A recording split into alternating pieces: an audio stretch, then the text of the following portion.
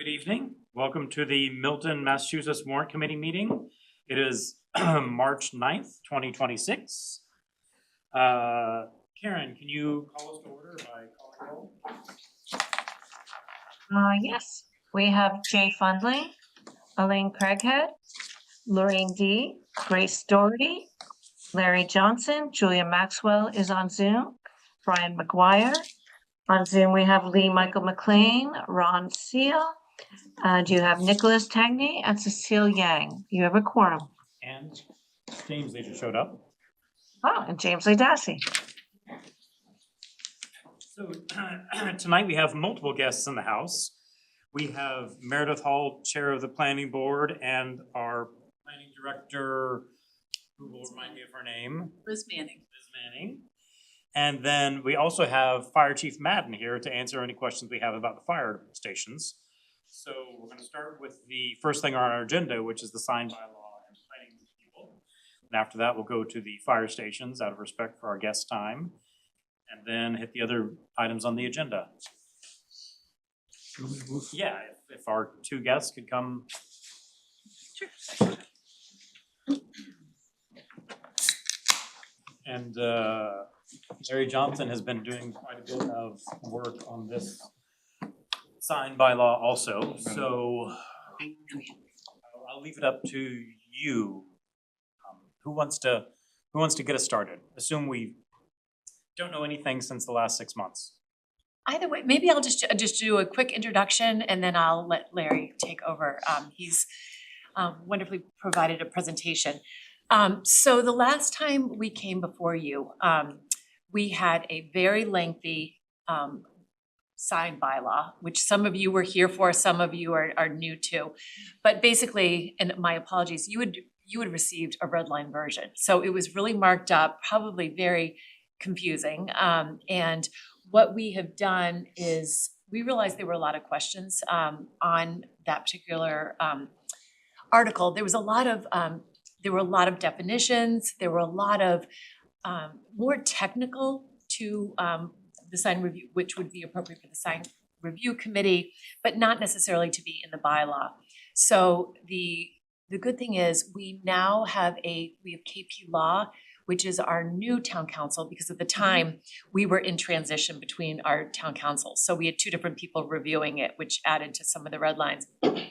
Our Carolyn Murray, who we've been working with, has been excellent. And so she was able to take the document, clean it up, say, get rid of language which was unnecessary, definitions which were just common sense, which just made it overall burdensome for an applicant to read.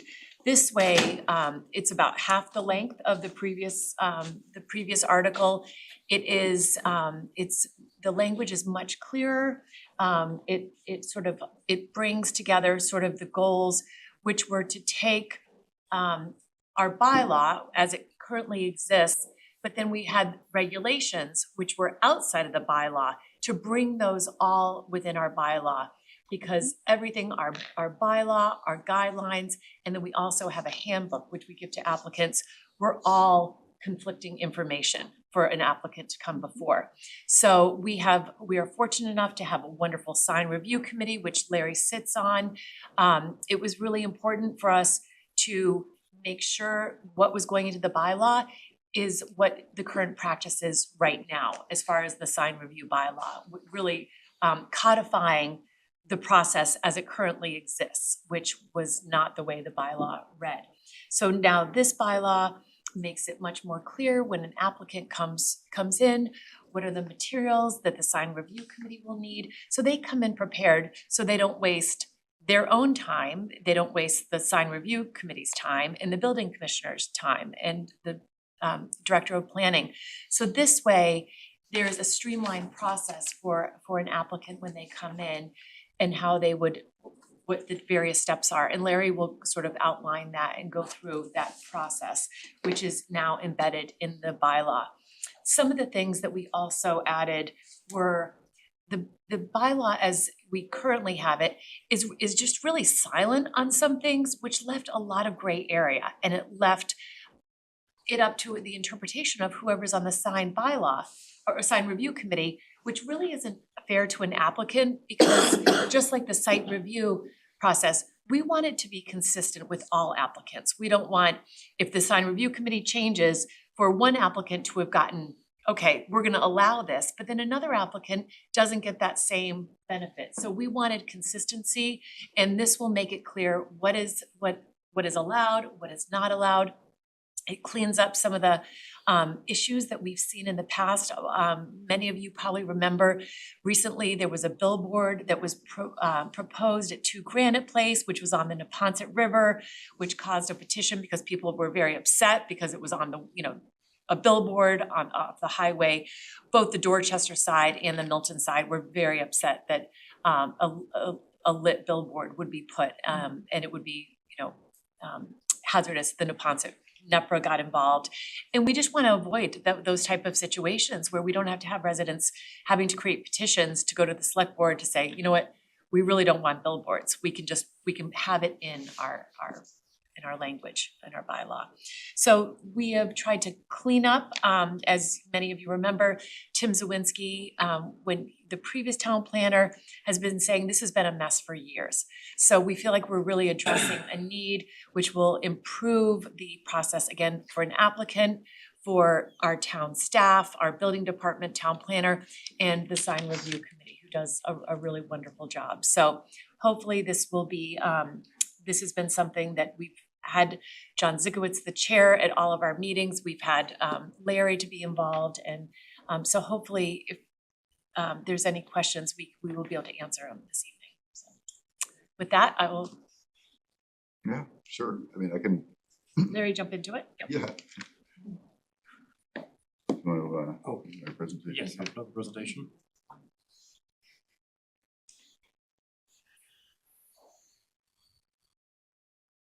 At some point, I don't know if we have a template for presentations for the town, like a town template. I hear a volunteer. Oh. I'm terrible. I'm terrible. I mean, it would look like that, so I don't think it wants that. That's a great idea. Yeah. Andrew, just in case nobody remembers who I am. And have you as always? Just making sure. You haven't missed that many meetings. You're being too hard on yourself. Yeah, so I mean, the way I saw it, it's just what Meredith said, it tries to clarify it, tries to make it easier for the applicants, and tries to sort of divide up what's required by law, the signs that are, the exceptions, the signs that are restricted and things like that, and but tries to divide that from the, things that are more aesthetic and style. I mean, all of that goes into the style guide that the sign review committee and the applicants can use to design their signs in a way that's, that's appealing, but maybe doesn't necessarily have the force of law. So that's basically what it does, is it tries to clarify it. I mean, Meredith just covered all that, so you can just move to the next slide, Jay. I'll just talk through the proposed process and how it's different from the current process. So the proposed process is the applicant submits the materials to the building commissioner. The building commissioner just goes through, makes sure that they're all right, that everything's included, that they've checked all the boxes, and then forwards it on to the sign review committee. Sign review committee schedules a hearing. I think it's within 60 days, right? That's required in the law now. That was a sort of a new addition to the law, is the requirement that the hearing is within 60 days. The sign review committee reviews the submission based on the bylaw, also the design guidelines, and general aesthetics.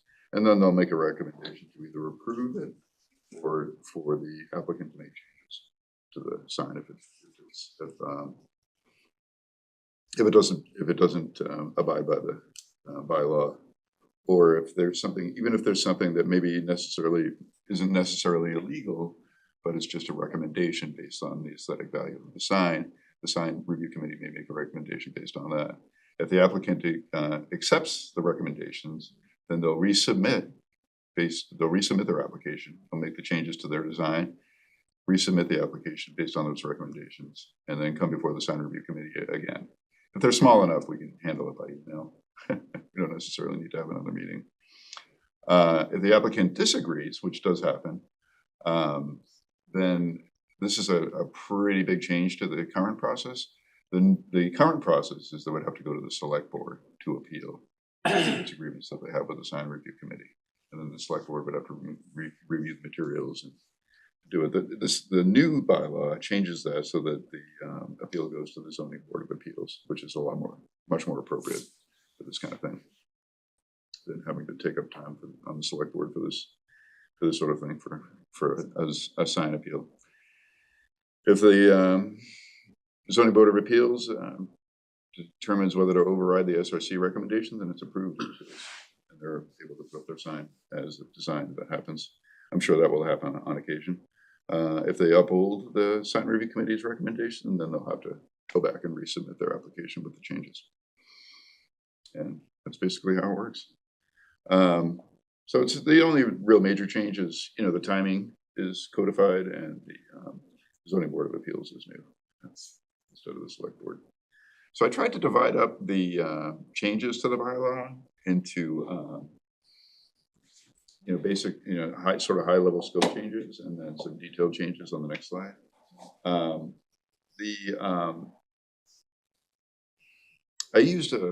I may have used a slightly older version of this. I used a copy from the 22nd, and I saw that there was a more updated copy that came out today of the bylaw. So there may be some things that have changed since then. I don't know if there's been a lot of changes since the 22nd.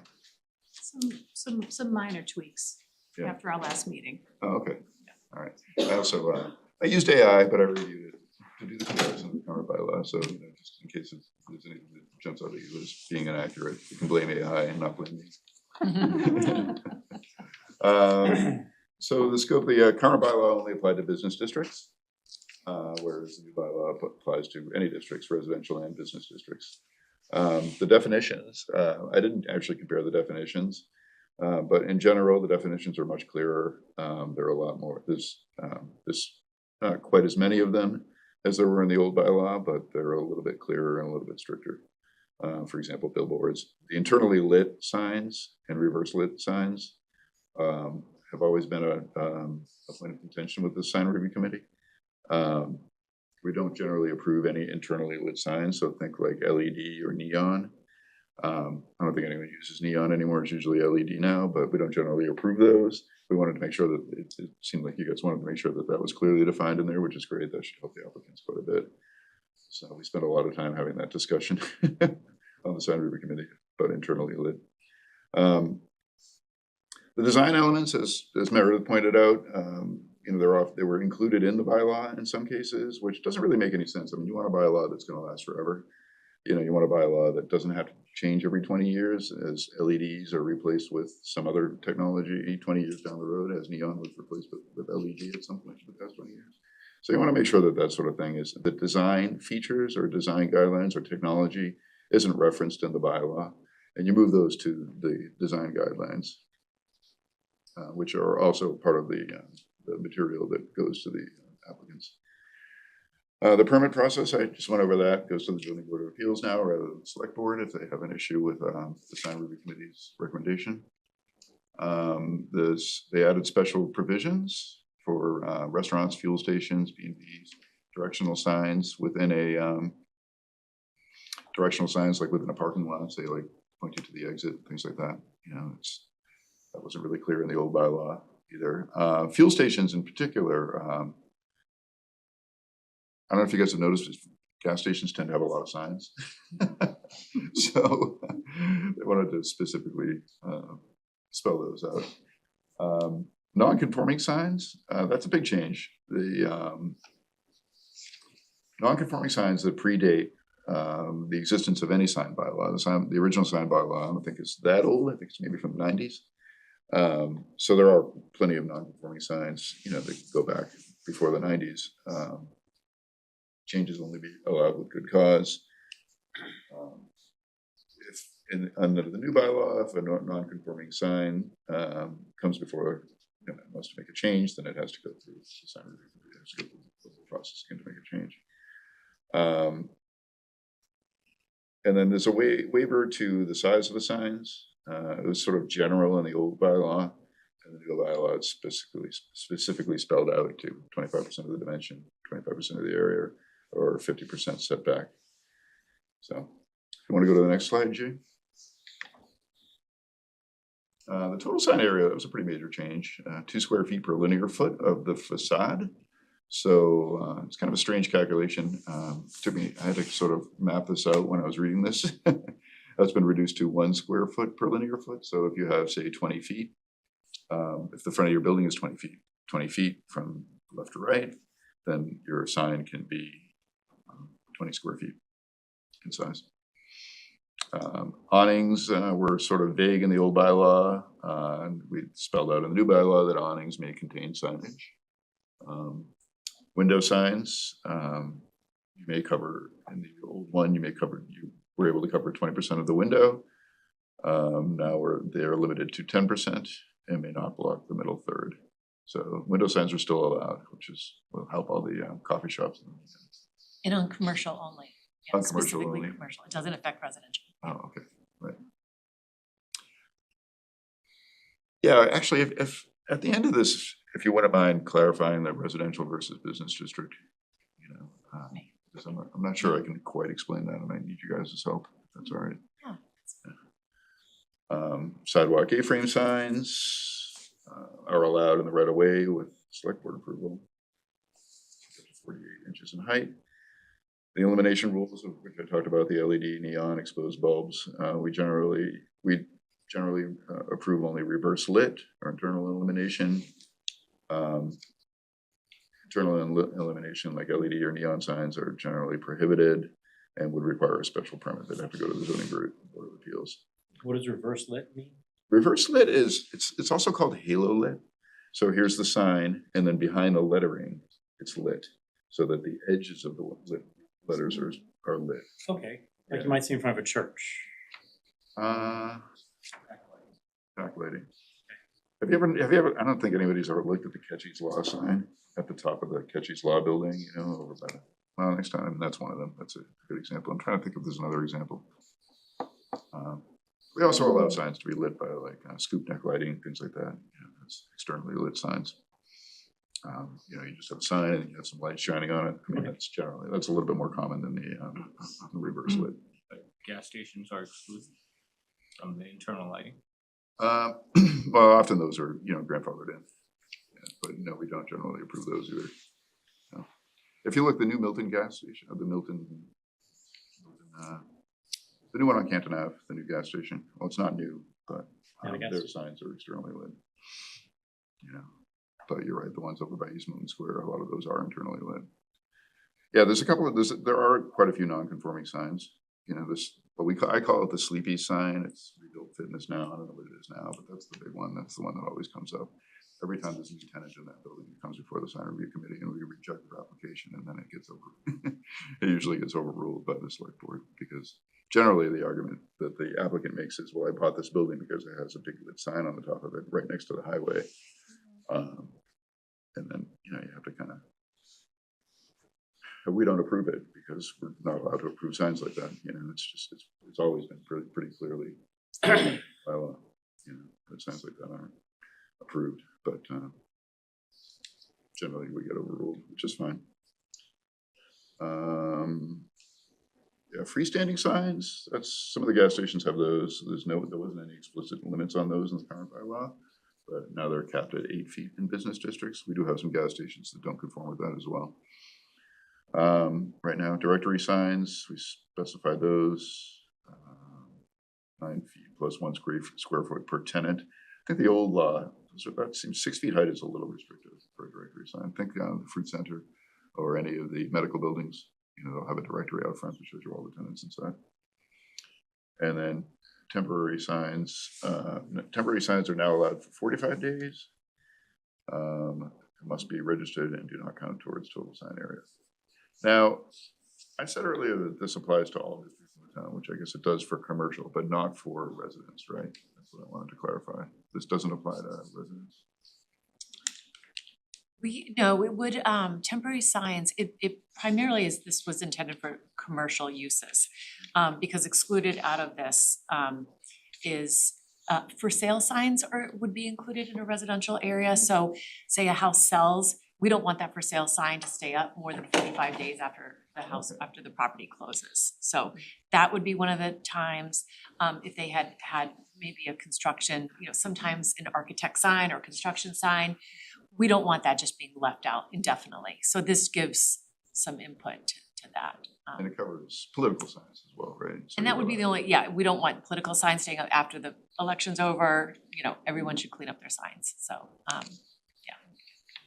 So I know one of the things that that town council had advised was to include a definition for sign non-commercial, which is a sign used as an expression of free speech. So you're gonna find that on page 1. right.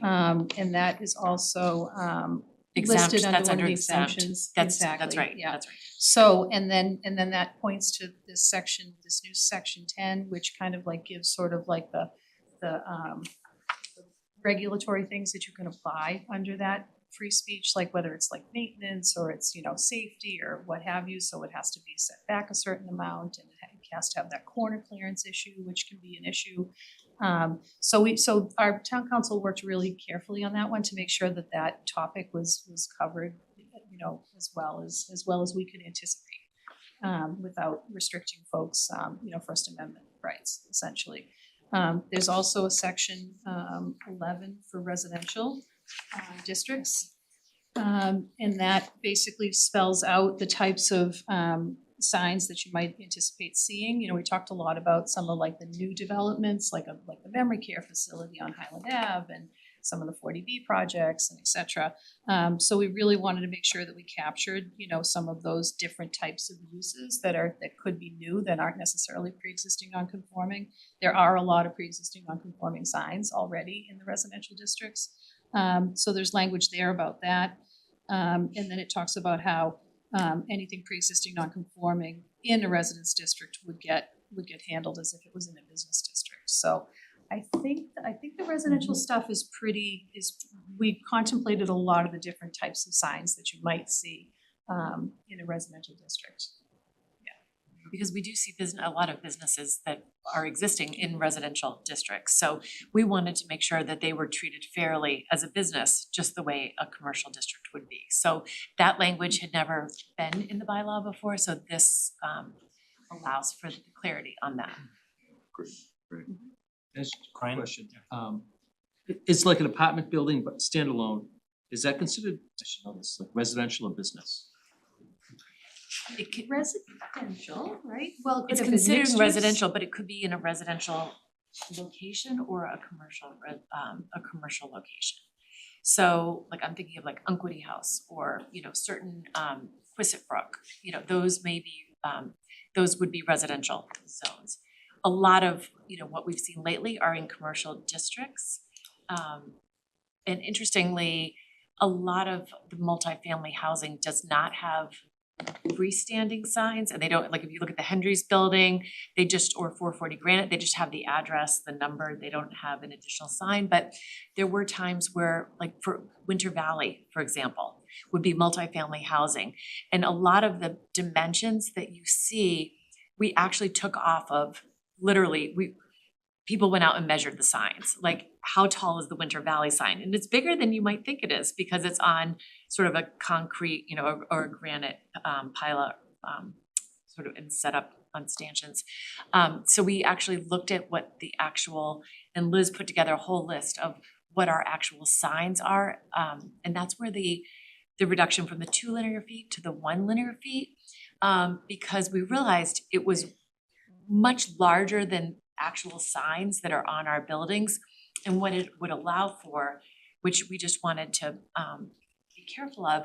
There may be a building that's really large, like down in the Lower Mills, one of those like 60 Adams Street, or where the Muscle and Flow building, huge buildings, which would allow for a massive sign if they were able to take advantage of that. So we thought, based on the reality of what applicants come forward, it was very realistic to keep with what is desirable for a business, based on current standard size requirements. And how does that work for a building that doesn't really have a facade like Winter Valley? It's there's no front of Winter Valley. It's just out on the road. It's on the road, yeah. So Their signs. the way this the way this works is they're allowed 20 square feet.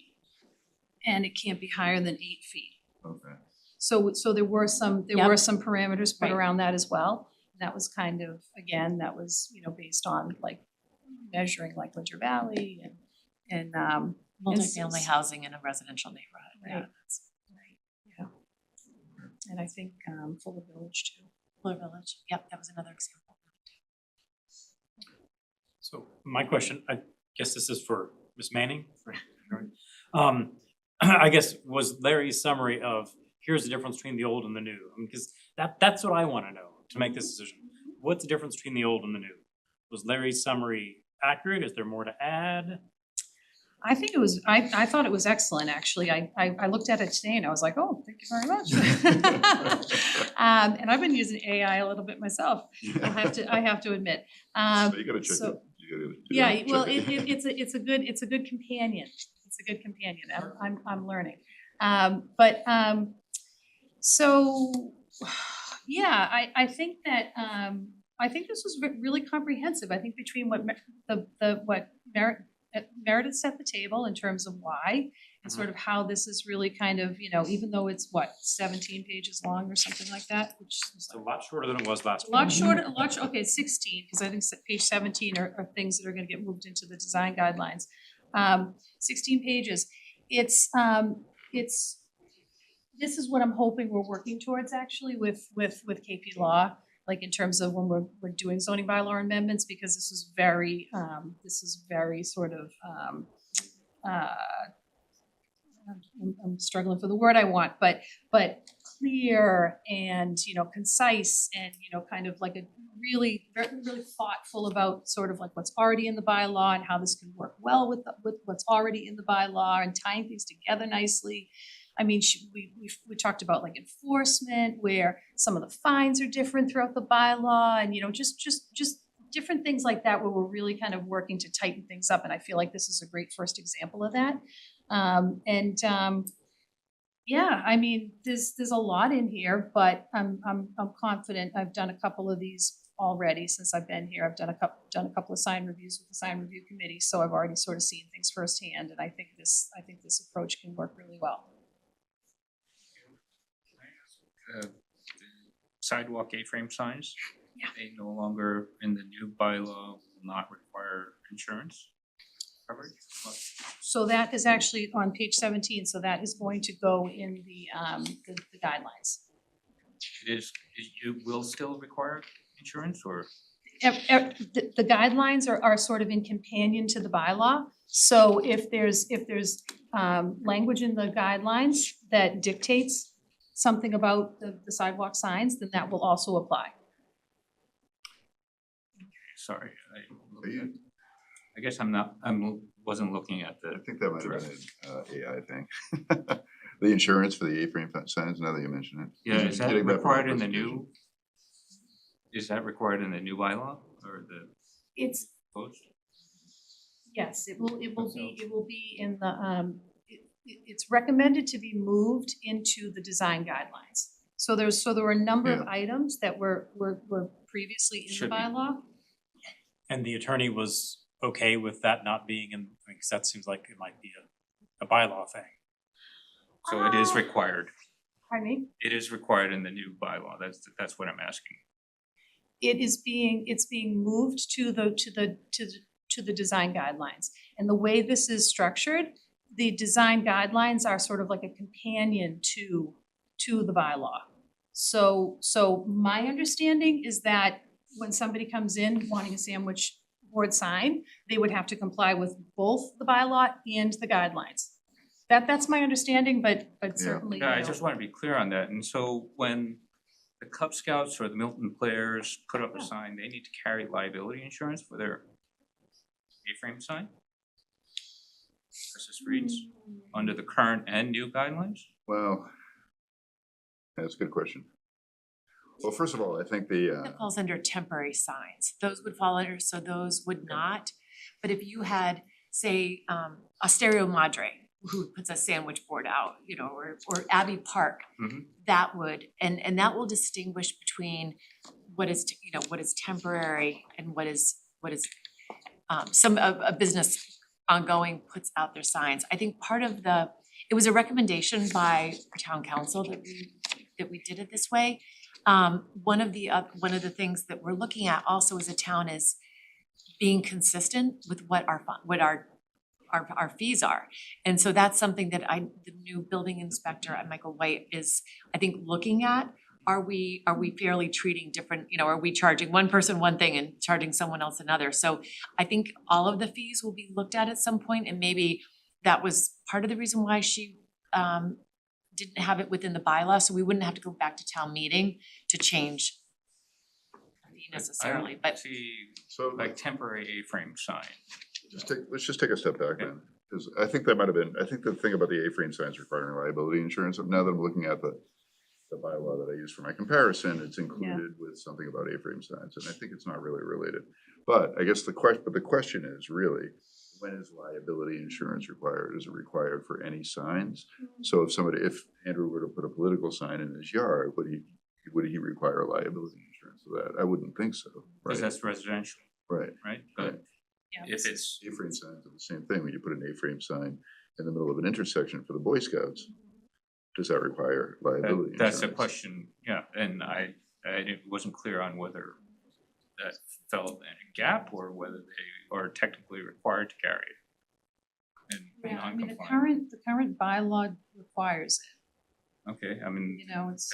town sports, Yeah, Yeah, town I don't know plays, whether or not it's school events. enforced. and I would argue that it's insane to ask them to carry $1 Yeah. million coverage. And you have to go through the select board on those signs, so an application is made, if it's a garden club event, a perennial sale or green sale or, whatever, Boy Scouts, that you go through a permit and it's given, but it's never been, there's never been an insurance policy that's been required. Do they? Is that different from this process?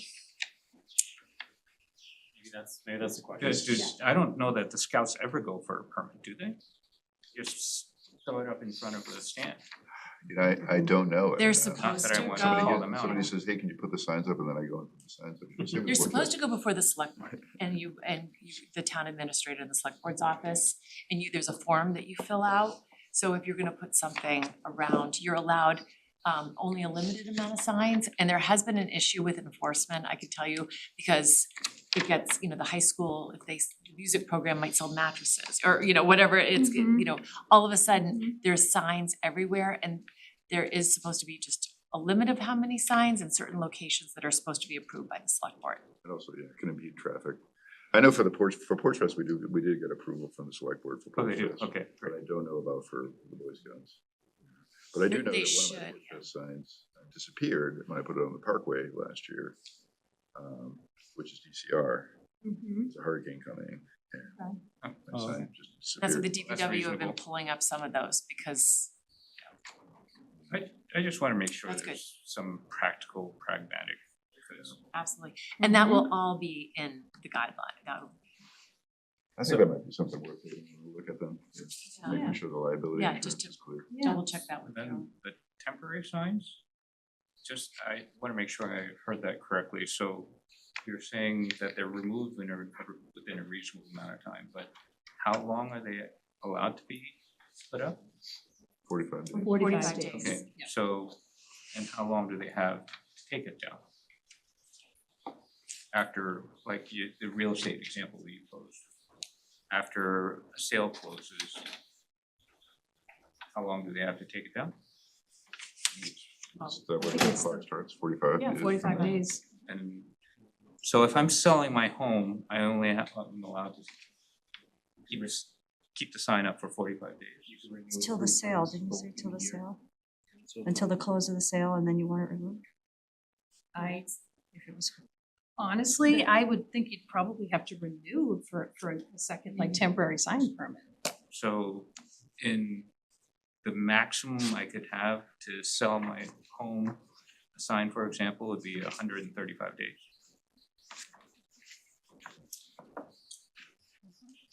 Or you're saying to renew? you Yeah, can 3 only renew times at certain 45 times. days. Tell you, that doesn't sound Yeah. unreasonable, No. yeah, for half a year. Yeah, I just wanna double check, Well, that's there was something a we house should on double the check, It was in for 6 months because it was in lien. that is not under exempt. houses around the market. Do not require a sign permit. Even for Double political check that, 'cause campaigns, yeah, under- Signs indicating a property is for sale or lease or advertising. Yeah, signs indicating a property is for sale or lease, those are exempt. For example, It's exempt. like political signs in a storefront window would be maximum you're allowed to have it would be 135 days. Political signs in a storefront window, that's a good Campaign question. sign. Oh, campaign sign, so sign non-commercial. I don't know, that's a tough one, I mean, is it, I guess it is a non-commercial sign, it just happens to be in a commercial storefront? It seems And I like think a, there is language that if it's not related to the business, so it would, the sign in a storefront would have to be related to that business, as far as That my happens a understanding, and lot if when you have not, political signs in businesses, that happens all the time in East Milton. I mean, 135 days seems like a really short period of time. It's 4 months. Well, we do have a problem in Yeah. this town in election season, I mean, you'll see it, you know, with political signs, I mean, there's so many of them. Right, but are you putting those out more in than the 4 store, months in like at a advance? storefront window, I don't know, I've seen them on property, I have seen them on. East Milton.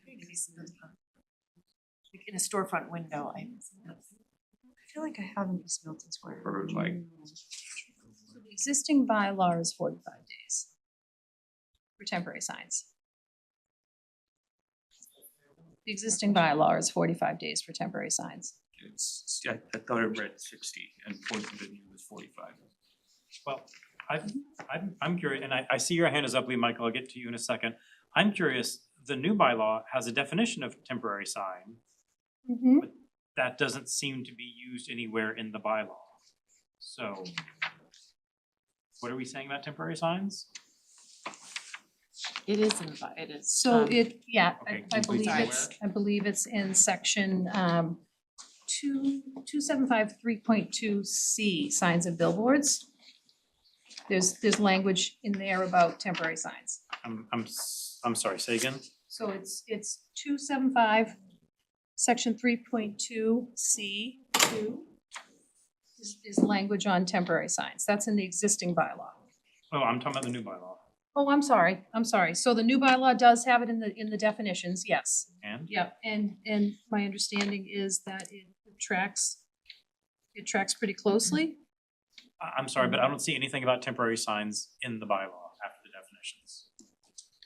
I don't even know what the intent is. Temporary If they're sale allowed. signs on page 14. I saw temporary sale signs. Yep. Maybe I dismissed that. Yeah, let me just do a quick search on temporary, I think you're right.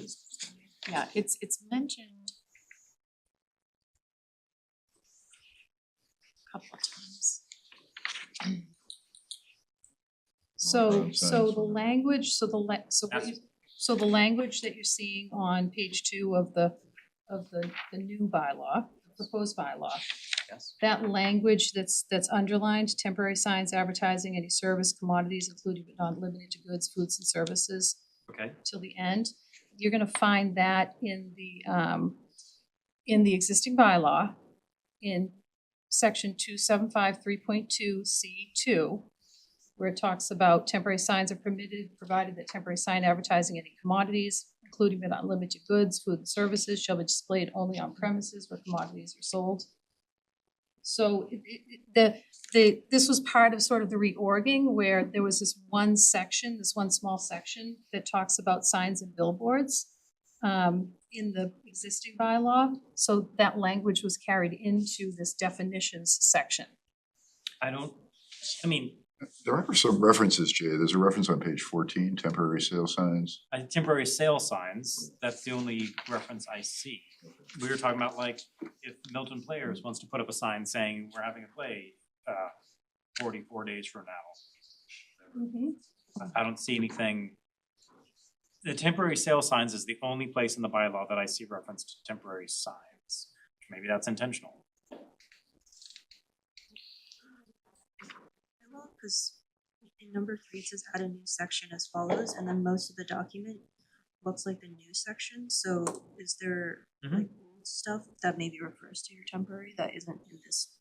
The latest The copy. old stuff is repealed, because if you look above that, it says it says repeal section 3.2C and 3.3D. Repeal those, so that's the old bylaws that refer to signs. Now it's adding this. Fundamentally, here's a problem that I have, is that I understand the spirit of this. We don't want signage that is either offensive or really disgusting looking, somehow detracts from the area. We don't want flashing LED signs that are at all night. But the ones that I have real problems with are the temporary or the window signs and the prescriptive percentage area that you're allowed to post. Like if I'm a store owner and I want to put up a Black Lives Matter or a political campaign sign, I don't want my first gut reaction is that the 45 days is a really short amount of time. The square footage feels like a really small percentage amount of time and fringes on sort of my right to support something, and 20% is really small, and so I don't know what the right duration or the right size is, but This was a recommendation by the chair of the sign review committee. He said, you would be surprised because you have a regular sign on your building. And then if you cover 20%, it was not only for, he mentioned not only for aesthetics, but for safety. When you start blocking your store windows and covering them up, it becomes a safety issue. Whether it's on the door, the windows, it's something that it was a recommendation by John Zikowitz, said 20% would be really, would be big. I disagree with it. Like a real estate office that has postings in the window, that approaches 50% of the window. Like in Lower Maybe Mills even area. more. Yeah. That's a lot. And so, yeah, you wouldn't have to take it, again, if it's there, if it exists, this does not require anyone to take down anything that is currently. Well, the real estate office he's talking about, I'm sure they flip them out every time they sell a new house. I'm sure they If it's, yeah, but if the existing sign, we're not, that's not required. So a new real estate So, office could have less square footage to, like, I don't think that's fair either. I don't wanna beat up Yeah, the messenger. no, it's, no, I think I see where you're coming from. Yeah. This may be the kind of thing where we might just have to let the town meeting decide. So Lee Michael's had his hand up for a Yeah, while. I don't know sorry. if you can- Yeah, Lee Michael, you're recognized. Thank you for your Thanks, patience. Yeah, sure, no problem. I agree that we probably need to address the real estate issue because a realtor's office does have that kind of sign. So it probably can just be addressed by noting in here that that's allowed or something. The thing that I wanted to point out was in the design guidelines area at the end, the items that are moving into the design guidelines. Next to or underneath the A-frame sandwich signs paragraph, there is item number 1, Roman numeral 1. It says the sign shall only be displayed in front of the place of business, adjacent to the buildings only, and not along the curb. I can't figure out what that means. And I'm wondering what I am able to figure out what it means. I think, imagine how it applies to Abbey Park, which is on a corner, and there's curbs that run along every inch of outside wall space that they have. So what does that number 1 mean? so I think that what we were, I think the goal, and this came from previous language that I think existed, is that you would have, the sign would be to the front of the building, so it would be most visible, and not along the curb, safety reasons, in front of, so it would identify the business. And, you know, we did talk about this, a little bit, like Osteria Madre, they put it up at the top of Adam Street because you can't see, not everybody knows there's a restaurant down there. And that would, we would consider that to be in front of the building. So it would be, so that it would be safety, not along the curb necessarily, but so it would be identifying whatever that place of business is, not, you know, not confusing to anybody who would drive by to say, where exactly is that 88 Wharf? Is that? at 88 Wharf, they have one, Okay. Abbey Park has one. I mean, I don't think there's ever been a problem with it not putting it in front of a building. I think, Liz, do you want to add to It that? sounded like the way you described Madre Osterias, that sign isn't really in front of their building.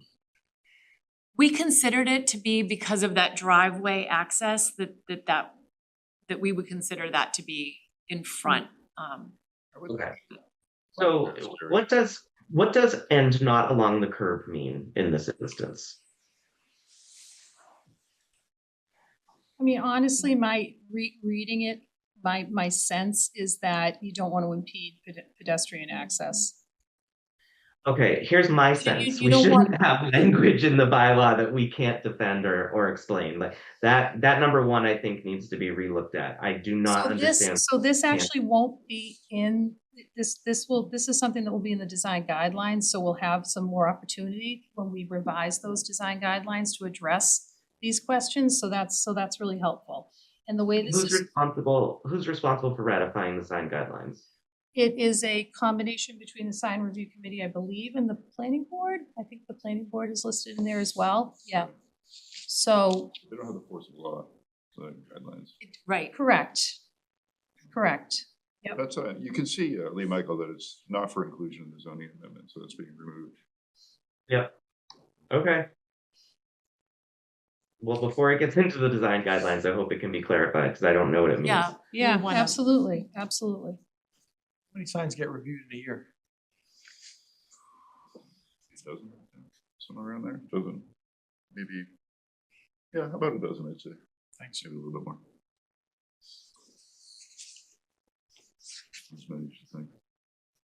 I'd like to ask something, following up on one of the last things Andrew said, which is, I understand why we're grandfathering in old signs, but if I wanna build a gas station right next to a pre-existing gas station, they've got a big sign showing their prices. I want a big sign showing my prices. Theirs is legacy grandfathered in, and mine is not.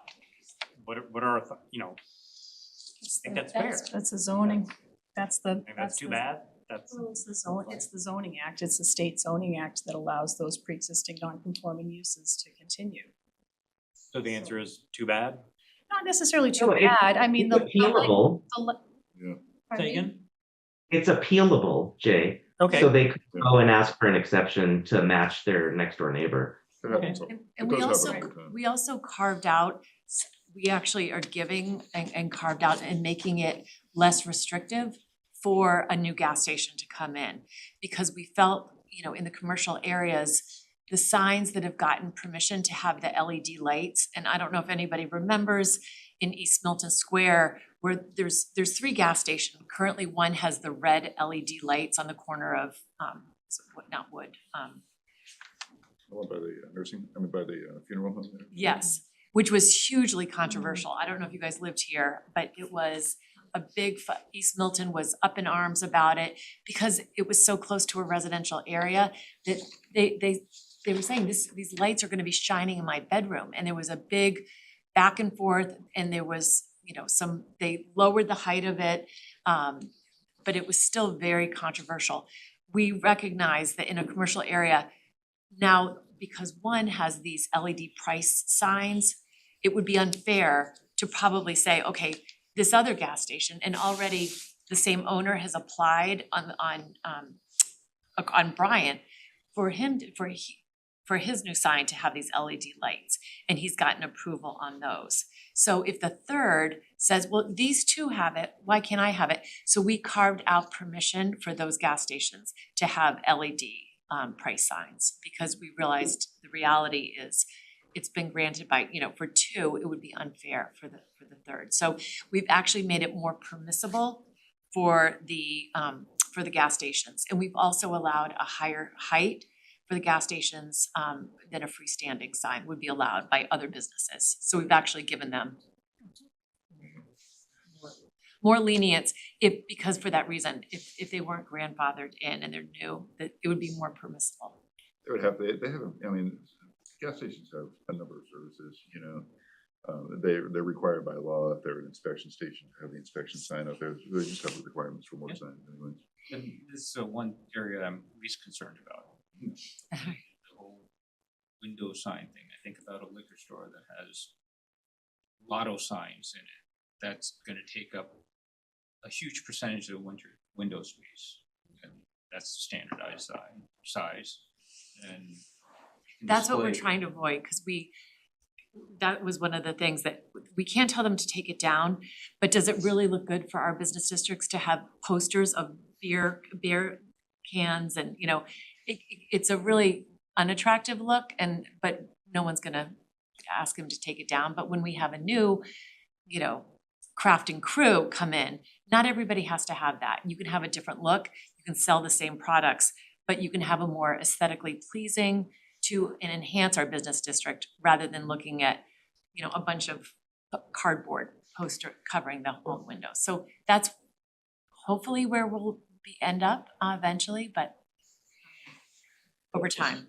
That's That's just what- weird. You could fill your window with bottles of liquor and have one sign that's less than 20%, right? Sure, I mean, Because it's not a You sign. can have it, right, you can have displays. So we wanted to allow for people to have displays of their whatever products that they're selling. But you can see through, you wanna be able to see into the store, see into the building, again, aesthetics, but also for safety reasons. yeah, sorry, Jay. I'm sorry. I don't mean to derail this conversation, but I really like to focus on what's changed from the old rules to the new rules, and specifically, what's more restrictive from the old rules to the new rules. Now, you already addressed the 2 square feet per linear foot, 1 square feet per linear foot. I think you addressed that. I can put Larry's slide back up here if you want. That's really what I wanna hear. What's more restrictive and why are we making this more restrictive? I think would go a long way. Let me share this again. So the 20%. sign area would be one that's more restrictive, as you mentioned, Duration. The window, Yeah, the duration is less. Duration goes from 60 to 45 days. so it is, I believe it's 45 days in the existing bylaw. Is it? Yep. Temporary advertising signs shall be displayed for no more than 45 days. So that is in the existing bylaw. Okay. So that's not more restrictive. Let's see. The size of the window signs, Yeah, It's I mean, 20% to it's less restrictive for freestanding signs, because originally it was the signage area calculated both faces of the signs. And that was clarified with the sign review committee, that it was just a single face of the freestanding sign. So it's less restrictive there. The sign review committee is able to waive dimensional requirements for size and for size, setback, and I think a third area where they're able to waive it. So that's on the face is more permissive, because before it was sort of like, sort of with good cause. The pre-existing non-conforming now does require a special permit from the zoning board of appeals. So that is sort of an added piece. But in my opinion, it makes the process more clear. And there's a very clear set of criteria that need to be followed to issue that special that's permit. correct. If it's changed, they need a special permit. If it's unchanged, they just keep on keeping on. Yeah, but it's pretty narrow. Okay. It's pretty narrow, right, in terms of like what's allowed to just keep on keeping on. If somebody wants to, kind of you know, refresh their signage or change their signage, which, you know, longtime sort of, you know, pre-existing non-conforming businesses are probably gonna wanna do that periodically. That's a special permit. What else? So, I mean, honestly, I think it's mostly the places where things were silent, you know, like that height, where we talked about the height in the residential district, right? But I would say on balance, it's more clear and it's more straightforward, and hopefully the outcome is that it's a benefit to the folks that are gonna be trying to pull permits. So part of what we do here is try to anticipate how the conversation's gonna go at town meeting. And so I think, you know, maybe we wanna have this really tightened up is what is gonna be more restrictive? I think town meeting will care about that. What's gonna be more restrictive? Let's have a very short list. Here's what's gonna be more restrictive and here's why. And pictures, Pictures I are, think the flip side all is these signs. what could be more permissive as well. yeah, true, Okay. true. The other direction too. What's gonna now be allowed? Was that halo lighting versus backlit versus internally lit versus? Reverse lit. Yeah. Examples of those types of lighting, yep. And I would say overall, See it's Michael's the things that are in here now that didn't exist.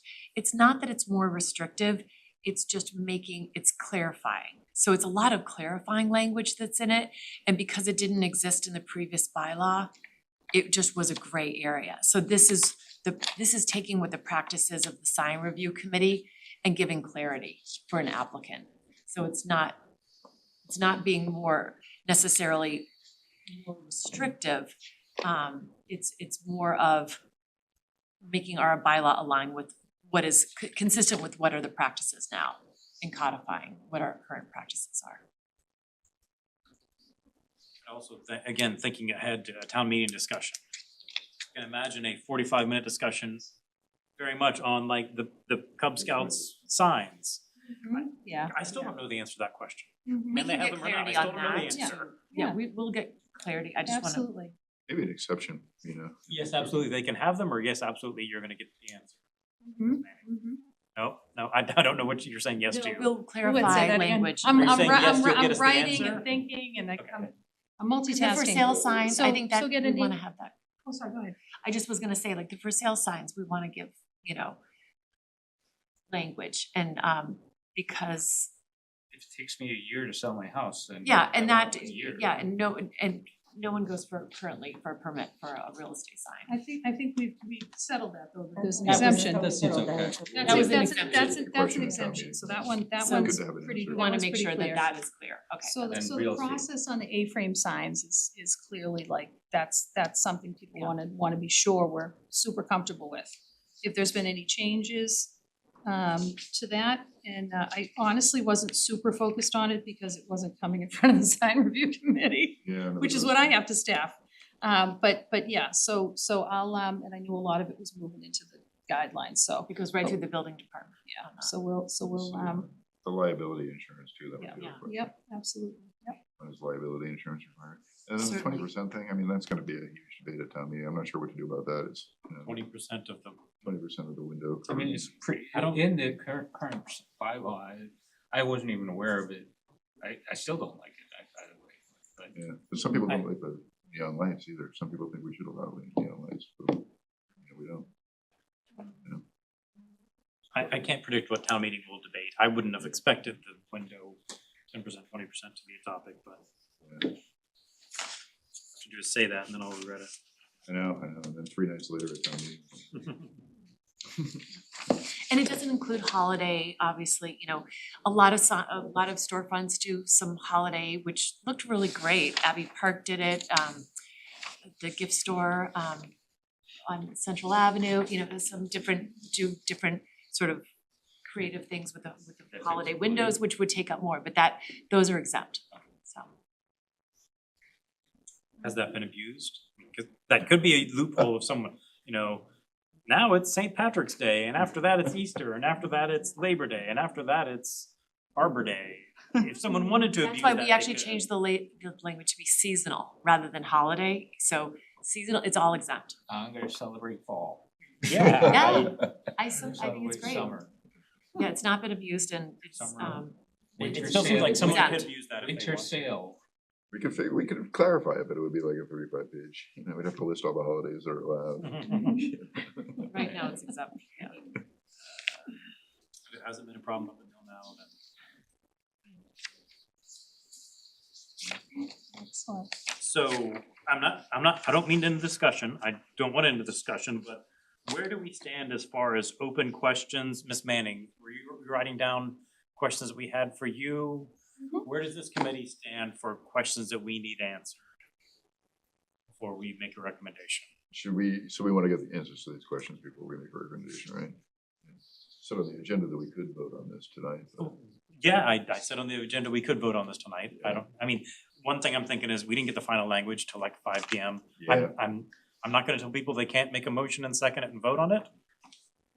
I think we could wait until we get answers to these questions, right? But do we know what questions we have? I don't even know. Oh, well, I mean, what I have written down here is liability insurance. The for sale signs or temporary signs. Some of the A-frames.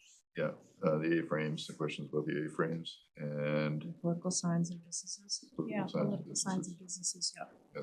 Yeah, 20%. Is it also, it's not just the A-frames, right? Is it just any of the promotional signs you see stuck around for different things? It could be for sports league sign up or they're Yeah, not that's what we're necessarily talking about. A-frames, that there are temporary signs. Yeah. Those are required to be permitted or Those go through the select board. do they though? They do, they should. Why wouldn't They they go should. through this? Yeah. They're supposed to go through Why the wouldn't they select go board. through this? Why would this not apply? That's just a For the s- temporary signs? for the temporary sign, Are we still talking about, are we talking about temporary Yeah, signs? we are. Yeah, no, I Yeah. think there's Okay. temporary signs. So then why wouldn't, again, temporary sign doesn't, I don't really see how this bylaw applies to temporary signs or doesn't. So the section on page 2, which defines temporary sign, I think kind of provides most of the language around authorized by the select board, an activity involving public health, safety, welfare, election referendum. So is the question that it's not defined what the process is to go to the select board? Because I believe that is contained in the design guidelines. Yeah. I would think, So, I would think it would right, be- so I mean, is that sort of the question, because it's anticipated that these signs go to the select board, but I don't see where that is in here. so it talks about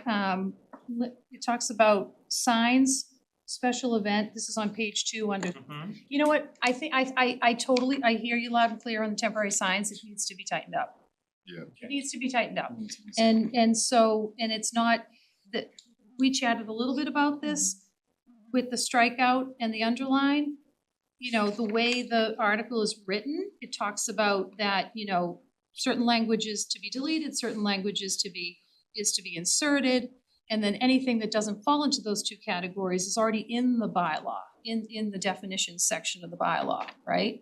So that's confusing. So we could probably talk to Carolyn a little bit about that. I think that's fine, in that my part- opinion. I think the first two. Oh, that part's fine. Yeah. Okay, I think so I feel like the existing language on temporary signs in the existing bylaw and this language in this new proposed bylaw, I feel like there's some confusion about sort of how those two things tie together. And I think we can do a better job of defining that and talking about the process for obtaining a temporary sign permit. Yeah. Fair? Yes, I think so. Okay, good. Alright, the other one was real estate.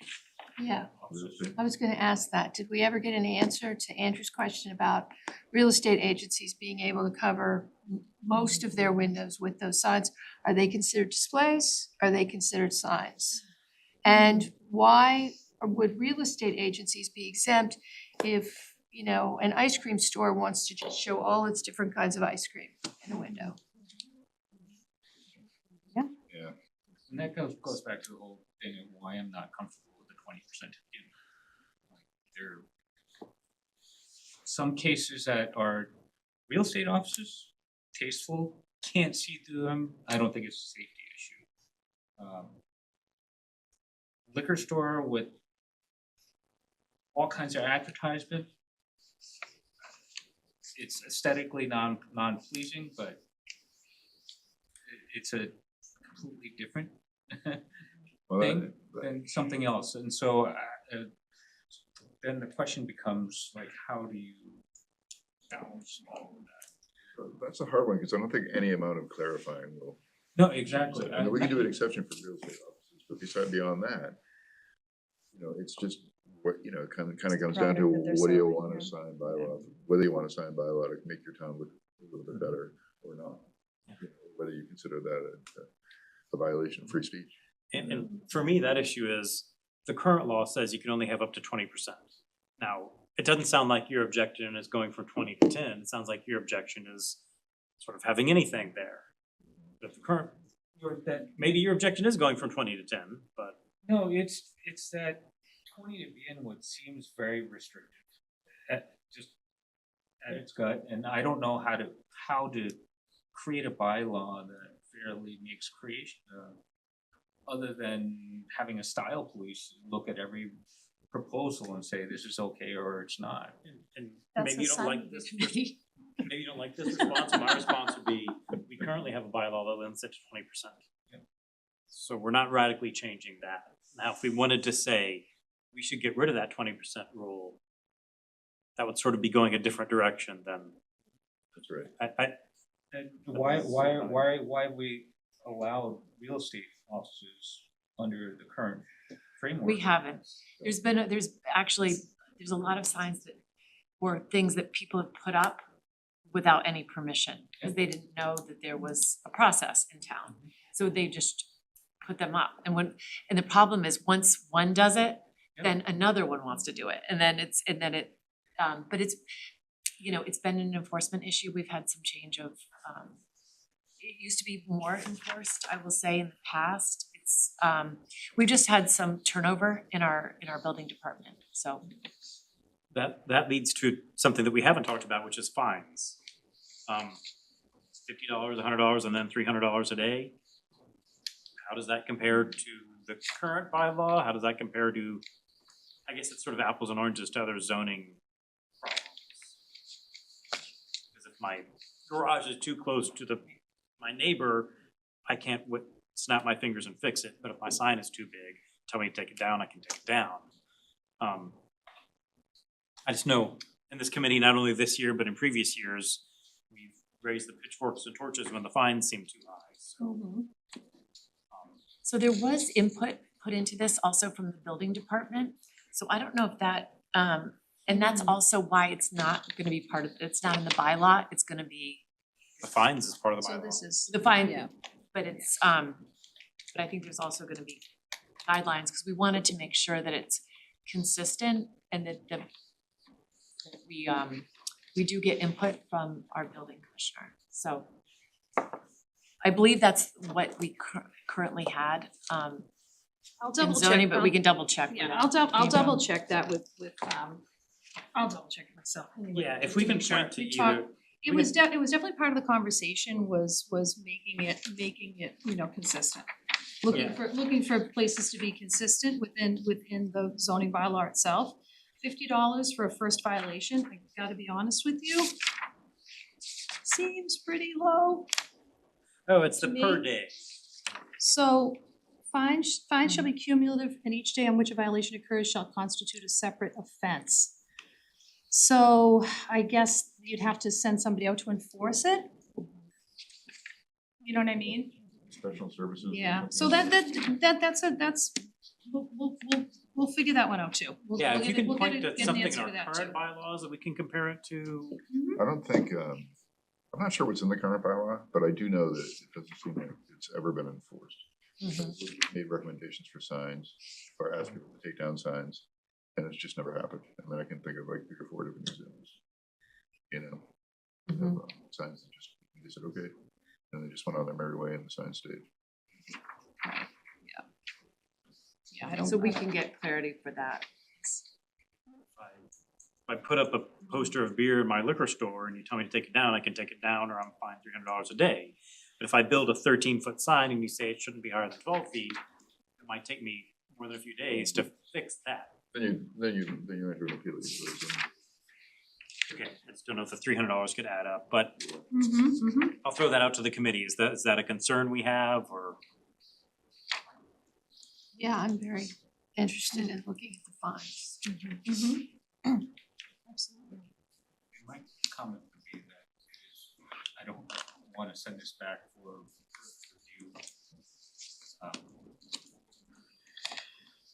I'd like to ideally get this done this town meeting, but then I really hate taking up this much time of everybody's time here. But to me, it doesn't feel 100% baked or 90% baked. You're talking about the window sign specifically, or you're talking about sort of big picture? Big picture, like I think there's a lot of things that may not have been a lot of exception cases that haven't been sort of figured out yet. These are just a handful we're throwing up, and I'm sure there's others. And I just want to make sure that people aren't inadvertently out of violation of them, or we have to make all these holes in making exception cases for everything. I don't know. Well, you heard Larry's list of issues that he's taking back. Yep. Do you think that was a complete list, or do you think? I hope so, but You're saying we may not be thinking of everything? yeah, I mean, like those are ones that just came up we came up with in the last 45 minutes. And are there others that? Yeah, once 300 town meeting members, you might come up with quite a few more. And we also will have public hearings on this. So we wanted to get it to you first, but there'll be public hearings on this, and we'll be listening to anything that we feel like we want to be prepared for town meeting to address. But devil's advocate, like I have never. That's what I was about to say. I've seen your public hearings, 3 or 4 or 5 people might show up. You're gonna have 250 people in the room at town meeting. And, what about if my Girl Scout wants to sell cookies? And yeah, what I don't want, and I don't know how we avoid this, is 250 town meeting members thinking, what about this case? What about this case? Yeah. It's hard to avoid. Because I mean, the bottom line is that some towns don't have a sign review bylaw, and they just allow any signs. I mean, many towns. I don't know if you guys have ever driven through Canton. I don't think they have a sign bylaw.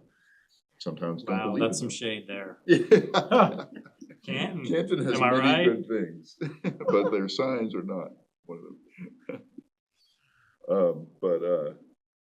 Yeah, it's so I mean, some towns just don't believe in a sign bylaw. Some towns probably never did it because it always seemed like a violation of free speech or too restrictive.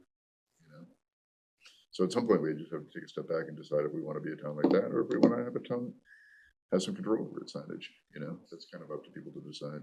I mean, what do I care about? I don't want things that are gaudy or offensive to people to be allowed to be put up in personal spaces. Yeah. Like sign that says I hate Korean people loud, like I don't think that is appropriate, but You know what? I bet you could do it. First Amendment. yeah, exactly. Sorry. Exactly. Maybe a little off topic. But Yeah. my point is like that's what I care about in a town. Do I want it to be like Christmas town aesthetic? And that's why we're here, and we have a bylaw right now which has been problematic, and we're trying to fix the problems. I think these things, your list, are very good questions, and I think things that our town council can put language to. And that's where we have a fabulous town council, and I can trust to put to tighten some of that language so there's clarity on those. But this is a problematic, our current bylaw is problematic, and it's come a long way.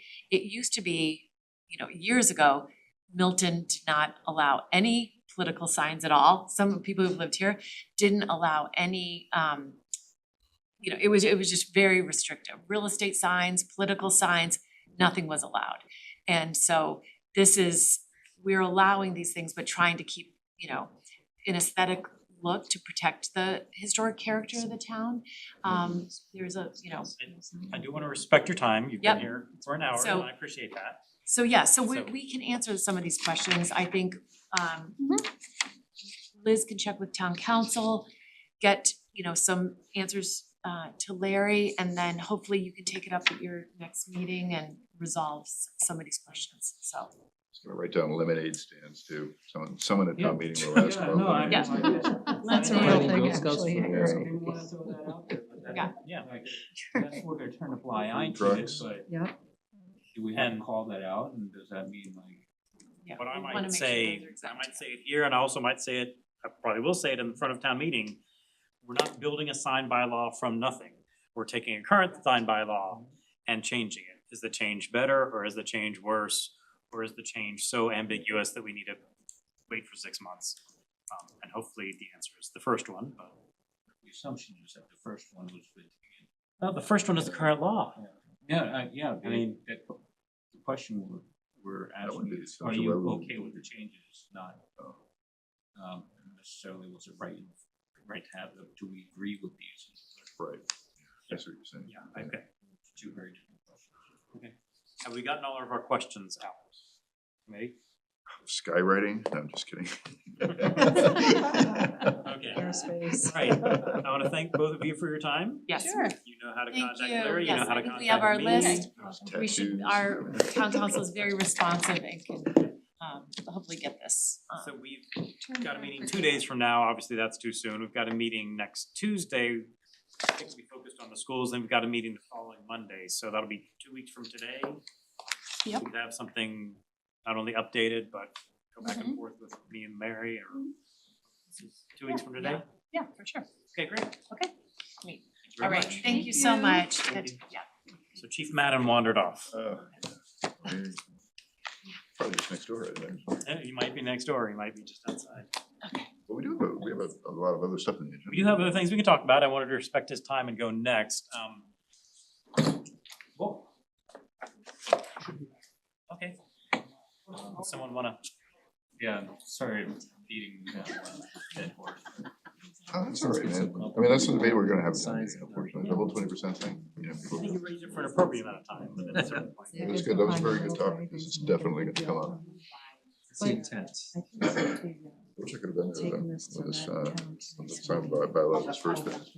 Yeah, see, Feel better, can't make it last. our next guest is Chief Madden. Our agenda included all other topics, and Chief Madden heard we had questions about the Atherton Street Fire Station, so Chief Madden, do you have things you'd like to say starting off? No, I'd just like to thank you for having me. I know there were a lot of questions and it was a lot to take, try and answer every one of them. So I did send out I don't know if everyone got it, just a kind of schematic of where all the apparatus will be. I don't know if everyone got it. I sent it out today, this morning, maybe. I will But forward it to everyone right now. I can send it around if Oh. anybody, just a kind of a rough schematic of where everything would be. Do you have all this equipment now? So actually, we have 2 engines and a ladder coming in due by the end of the year. We have an engine that we'll be picking up at the end of probably April. The new tower truck will be here sometime around September, October. And the new engine, another engine will be here before the end of the year. Okay. Everything else we have. So, yeah, I'd love to, right now, some great conversations with Mr. Johnson. Right now, the Fire Station Building Committee has done an amazing job for 10 years to try and get where we are. And they've asked every question imaginable with the fire service. And I know not everybody knows much about the fire service. We're kind of an anomaly, everyone, has questions. So I'm here to answer any question that you would have. And I hope I can do it with clarity. just have a quick question. Do you guys use that chemical building, the chemical number 1 building? The chemical building next door is actually used by the auxiliary fire department. Oh. volunteers that kind of help out with like road races. They have lighting plant, they have generators. During the blizzard, they have an F-150 with four-wheel drive. They would give nurses rides to Milton Hospital, their homes, or the MBTA. So they kind of help out some fire scenes, some police scenes. Okay. They give hydration, kind of support us in that way. So Okay. and it's just a bunch of volunteers that do that. So. All right. Maybe I'll try to think, I'm thinking about, there was a series of questions that last week. Right. I'll try to like triangulate it, because I think it like evolved. But one of the thoughts was like a lot of calls you go on are non-fire, but they're like emergency medical. And is there a way that, and I know you always send an engine. Yep. But is there a way that if you go and just like not a car, because you need the equipment for a car, but if it's just a house and it's an emergency, which is primarily what the things are, can you send an ambulance? And instead of smaller vehicle, and I think Jay mentioned an SUV or something. Yep. Or either it'd have space in there and it would save on the engine wear and tear. And probably be more efficient. Yeah, so you look at that. So the fire department has changed in the years, right? So it used to be the fire department used to fire only fires, and that's what we did. We've evolved to an all hazard response. So everything under the sun, and the way I look at it is that if someone calls 911 because they're having their absolute worst day, no matter what the situation is, the call takers at PD answer the phone and say, "Is this a police emergency? What's your emergency?" And if it's a police emergency, then they dispatch their units. If it's anything else under their sun, then we usually get called. So obviously fires, hazardous materials. We do water ice rescue. We do technical rescue, which would be, if something's crushed or we need to lift something heavy, we have all that equipment. We do animal rescues. We do, you name it. Like if someone has a funny smell in their house, we get dispatched.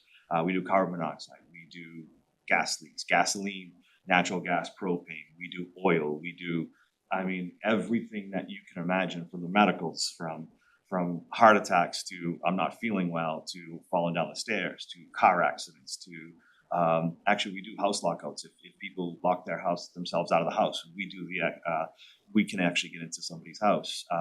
Car lockouts. If somebody locks their keys in their car, we do that as a service. So we do so much that a lot of people don't realize what we do. And when you look at like the fire trucks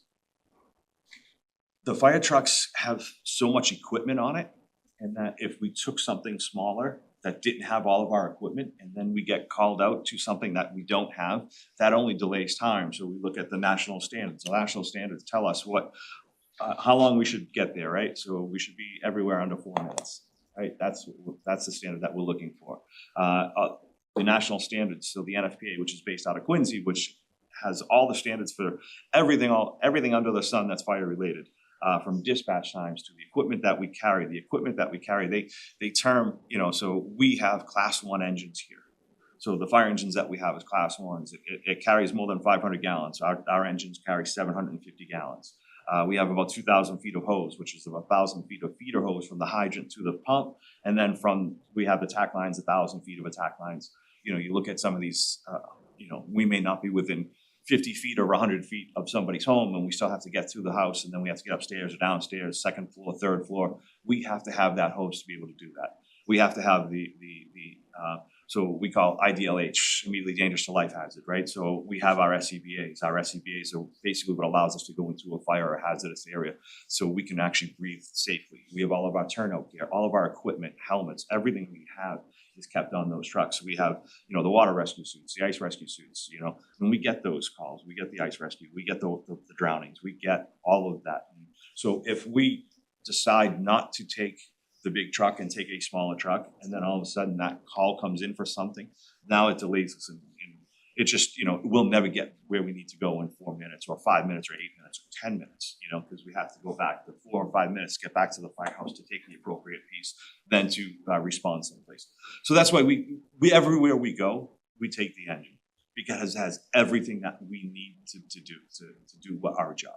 And that's probably the most important thing, is that I'm a Coast Guard guy, Semper Paratus was our motto, and always ready, right? So you always have to be ready. The firefighters that are in the firehouses are always ready.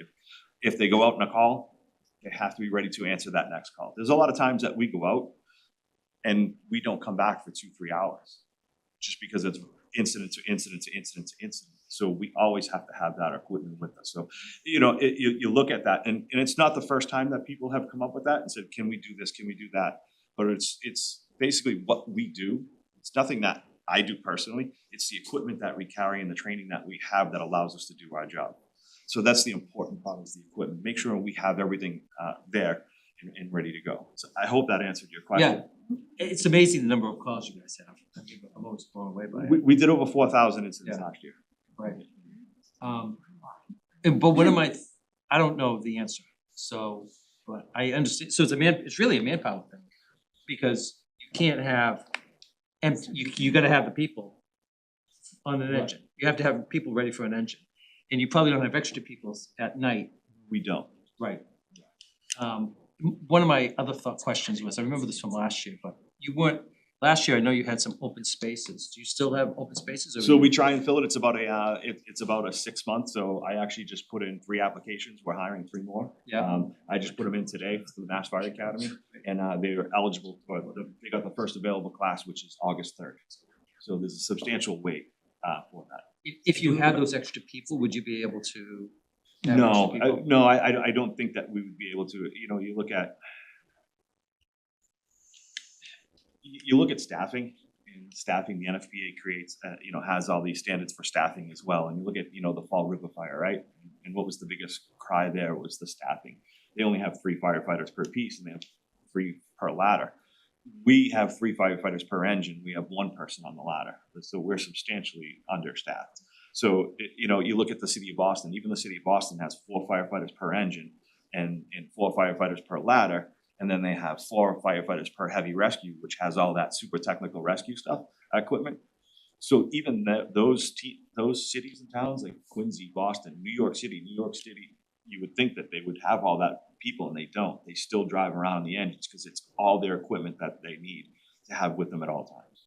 I realize it started with the point I raised. I do want to try to focus as much as possible on questions about the Atherton Street Station. And maybe you were and I wasn't following, but. Well, so I'll relate it, because we started to ask, well, whatever, that's fine. Yeah, okay. I got my questions. Thank Okay. you. I hope I answered them. Yeah, appreciate it. I think that's with the just. That was a really tight answer. That was great for that question. My question is, the Atherton Station seems to be as big as the Central Station. And why is that? It just seems, I'm just curious about why. It seems, especially relative to the East Milton Station. It's twice as big as East Milton Station, and that surprises me. Yes. So when you look at the Atherton Street Firehouse right now, right, it's a building that was built in 1901, right? It's 125 years old.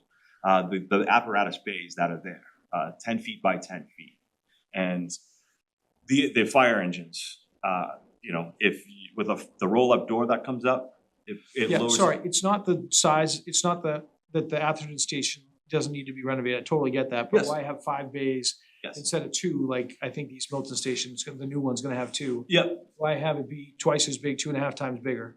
Right. So the 2 bays that are there, actually, what I was looking for was 2 to 3 bays. 3 bays is optimal that I think for the future.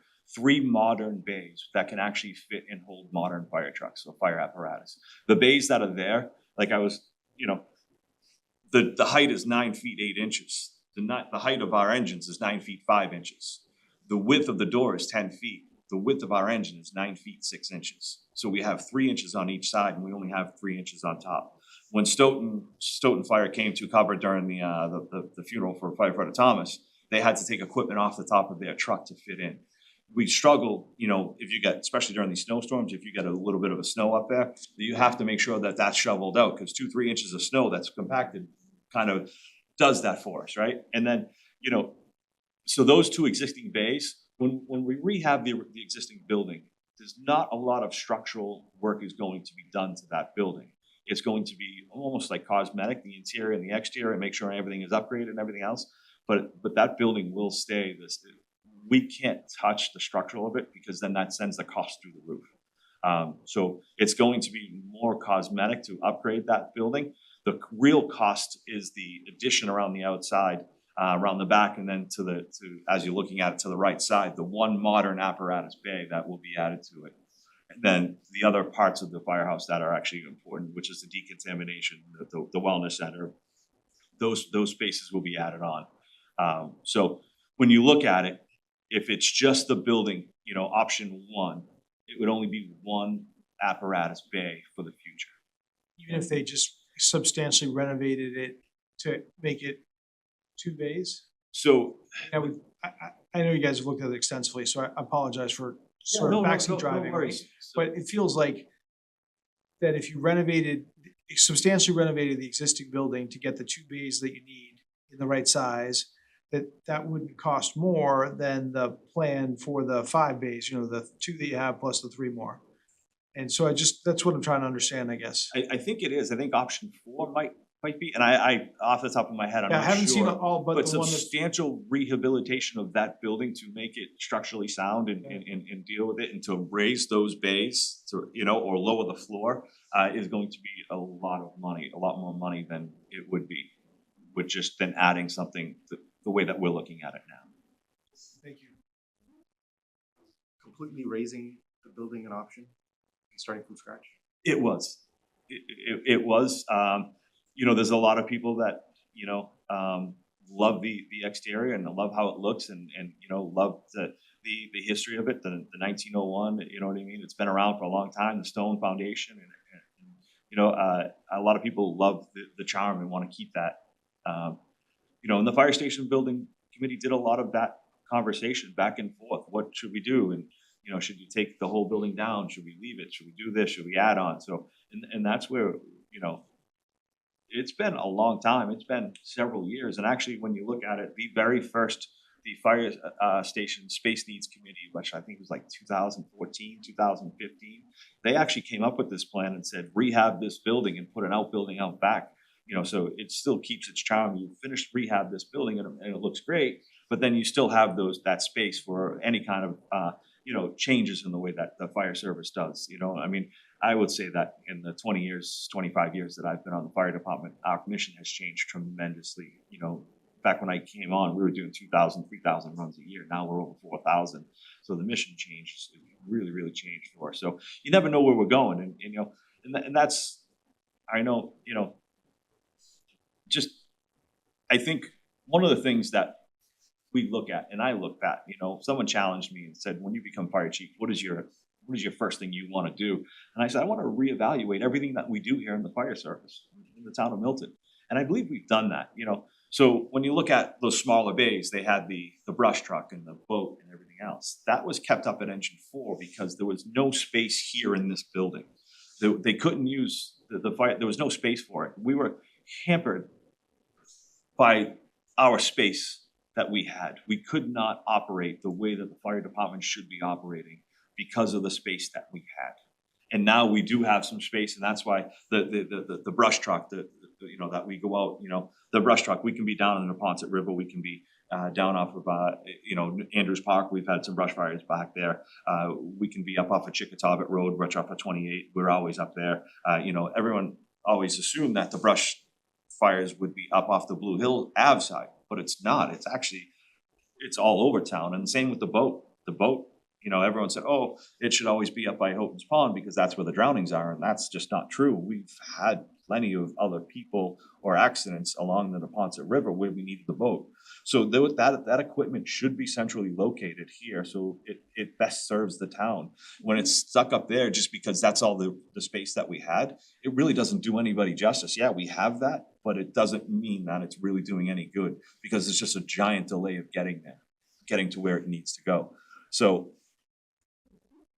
when we looked at that, that's where all that, back then.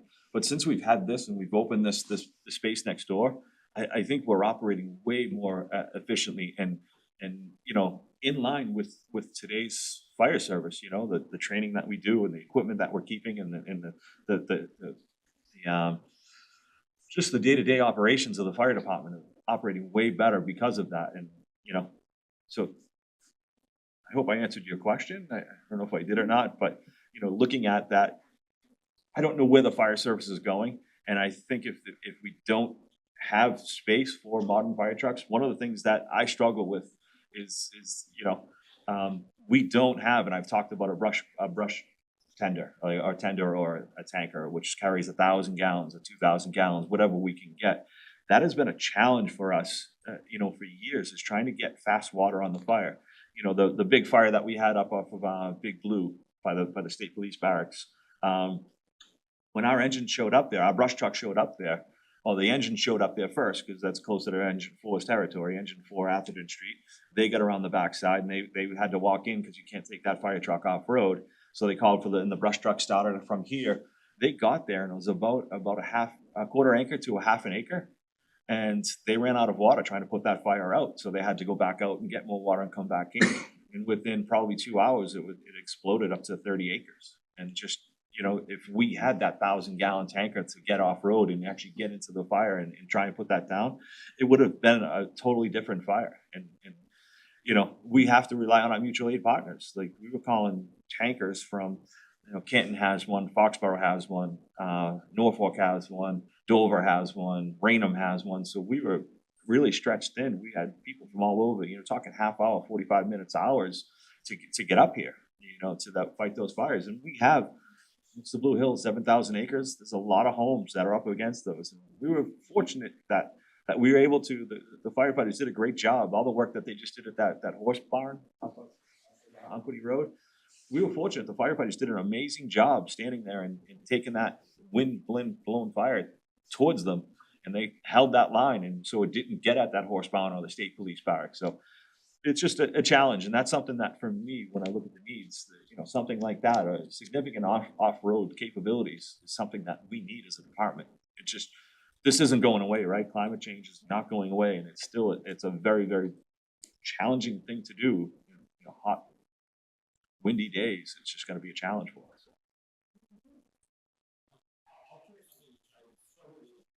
Previously, but I found it now and I just emailed to the whole committee, which is the options that our station building committee were looking at. So I emailed this to everyone. So that, Yep. that, is that the current? So this is, headquarters is current, engine 2 will be open by the end of the year. And then this is that 5-bay, or actually it's a 3-bay with 2, yes, the ancillary space. Yeah, I think we wanna work on that, maybe, you know, work with Larry, work with me, something to show like maybe a before and after. Here's where everything would be Yes. right now. Here's where everything will be once we have Atherton built out. I think that's a step in the right direction. Yeah, I wasn't sure. Again, I Totally looked fine. at it. I watched a little bit of your video and, you know, tried to start, you know, and also I had a graduation on Friday. The recruits, we had 4 graduates, so that took up my day on Friday, and then Okay. trying to get some stuff together for you, you know. So this is the options. I realize it's small, but I think, you know, Option key 3. might be option 3, and the green column is what is being recommended now, which is the current design as drawn, which I imagine that means The plans that you Atherton saw. station plus 1 additional onto it, plus 2 additional apparatus bays. So maybe like column blue on the left would be the bare minimum, just adding on 1. And column 3 green is what's being recommended, which is doing that plus adding 2 on the back. I'll scroll down to the price. That's an important thing. Estimated price. We don't have a final price at this point. No, the bare minimum, or not even bare, you know, you could argue if it's bare minimum, but the smallest one would be 14.3 million. The one we're looking at would be about 16.1 million. So Mr. Walsh said they're all about the same price. I mean, that's a matter of opinion. Of 14 million and 16 million are about the same price, but there's certainly more expensive options here and less expensive options here. So to me, what that says is, if just doing the building with the additional bay is 14.3 million, and then adding the 2 things on the back is 16.1 million, the building on the back, which I'm thinking of as 4 walls and a roof, that's almost $2 million. So that's good to know. And I guess, you know, you and I were talking before the meeting, the whole point of the next 6 months or next year is that we'll really hammer down. if we think we were looking at a 5-bay design, what will that thing in back be? Will it be corrugated metal, 4 walls and a roof? Will it be a little bit nicer? Will it be, that'll answer it. Does it cost $2 million? Does it cost more? Does it cost less? And then, so there's 5 bays total, and then there's also room to add more if you need to, like Well, temporary I think, bays.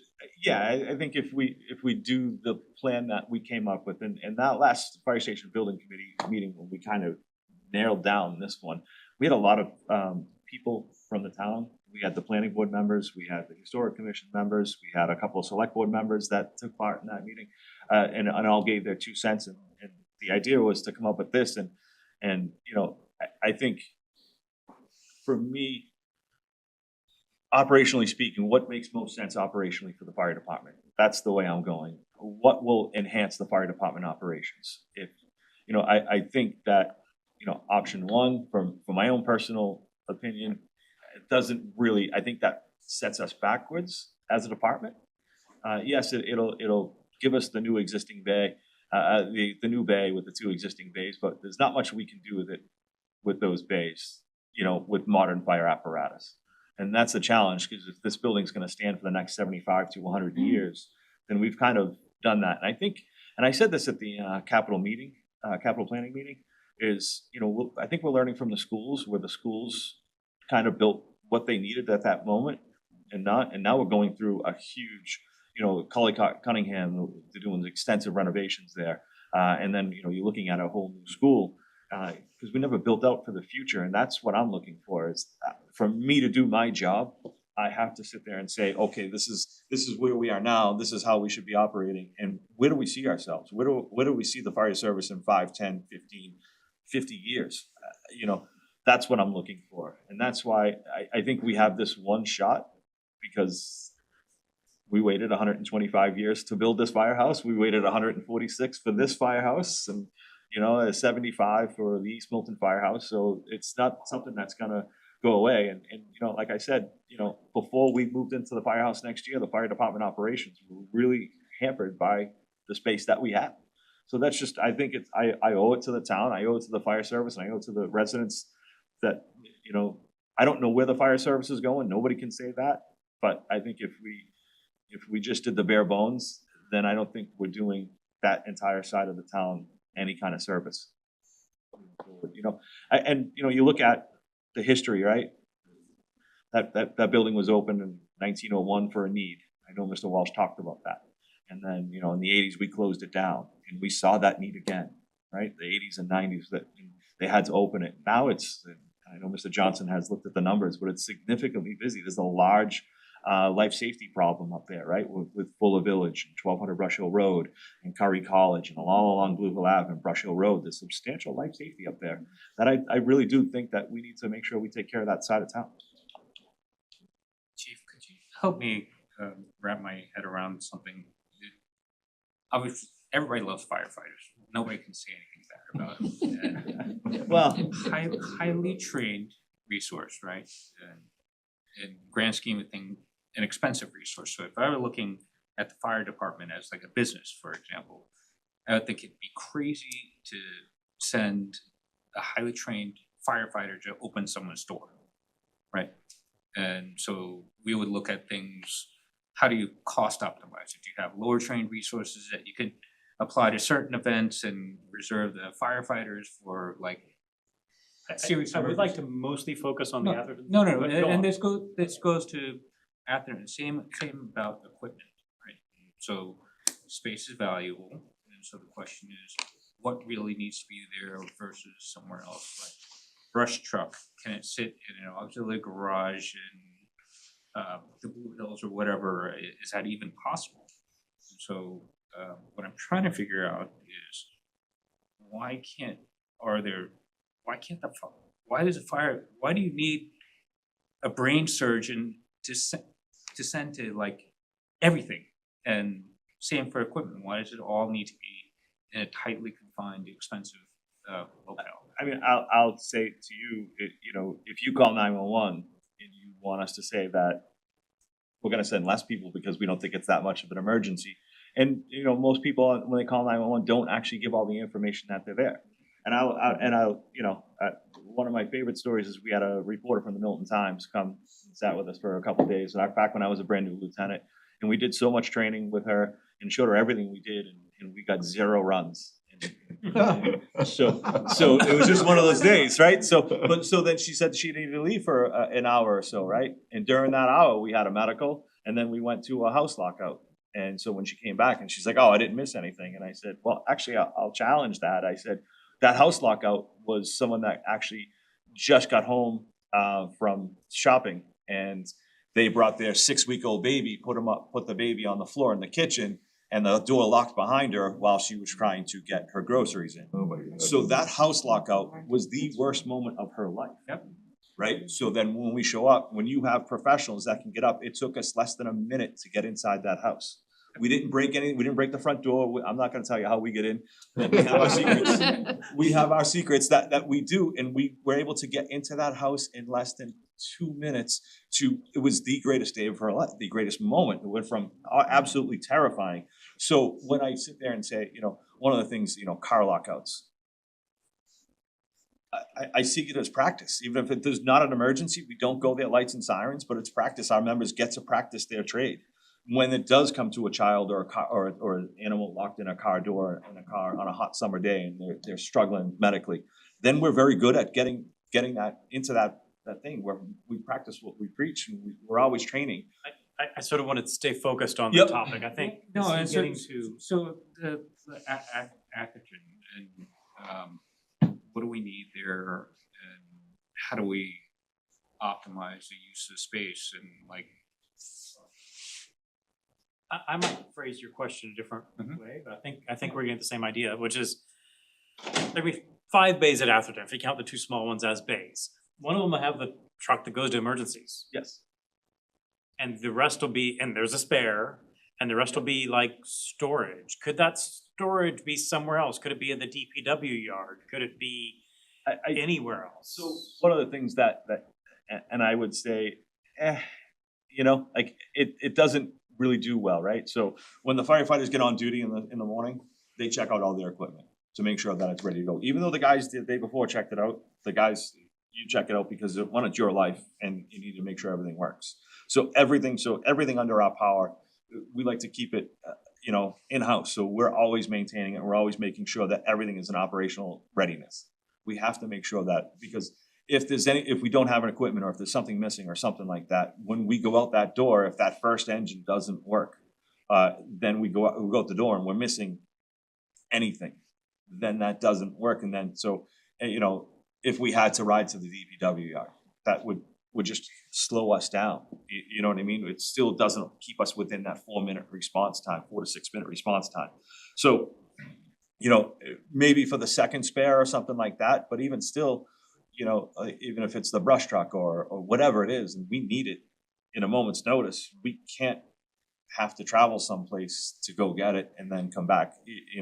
It just slows us down. And, you see the bumper stickers when seconds count, That case I understand, but like, let's say I'm having a heart attack and I know we're gonna move away from Atherton. It's just medical event. I don't care that an engine is there. I want an EMT and a Ferrari to get there as fast as possible, right? So, yeah, if you're having the heart attack and we send the closest apparatus that we can. And I know that there was questions about EMS in the last one. Why do we send a fire truck to an EMS call? You look at it, a heart attack, you look at anything. Again, we are the first responders, and it's true here in town. We arrive on scene first. Yep. So even if it's, again, that I'm not feeling well, we just send an ambulance, and then they get there and it turns out to be a heart attack and CPR in progress. Well, now they're calling. Now we're behind the 8 ball on that. So we send highly trained people to every call because we don't know what is on the other end of that line. I'm sorry, I didn't follow. Yeah, no. I'm just thinking about, I still have a hard time getting over it that we're sending such well-trained people to everything. I think that's a little off top. But I thought you were also saying, why do we have 5 bays and 4 of them are storage? And same with that. Not really storage, the spare is in storage. It's really not storage, right? It has Does- to be able to go in Is it service. standard for every fire department to have an engine and a spare at every location? Pretty much. I talked to the Hingham Fire Chief, who happens to live in town, and we were discussing this, and I asked what they did. So I said, they run 2 engines, a ladder, and 2 ambulances, their front line.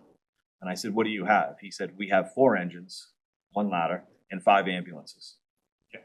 Randolph is the same. Randolph has 4 engines, they run 2 engines, a ladder, and an ambulance. They have 4 engines, a ladder, and 4 ambulances. I So sort of understand having a spare for like spare parts, but Mr. Walsh implied it's not only spare parts, it's you get in there, you turn the key, it doesn't start, you hop on the other one. Absolutely. How often does my car always starts when I turn the key? So they are big pieces of equipment, and we buy them, and you know, Milton is behind the 8 ball. I actually had a Chiefs meeting this morning, and this afternoon, and I met with some chiefs from all over, and I asked that question. I said, how often do you replace your engines? And they said every 10 years. And Milton does it every 15. Okay. The front line. So we are 5 years extra. You know, you look at the age of some of these. You know, our spare engine right now is a 1999. It's 26 years old. Okay. Our next newest one is 2005. It's 21 years old, and that's front line. It's the piece that's right there. That's the piece that's getting replaced at the end of the month. But so you need to have that. So do they break?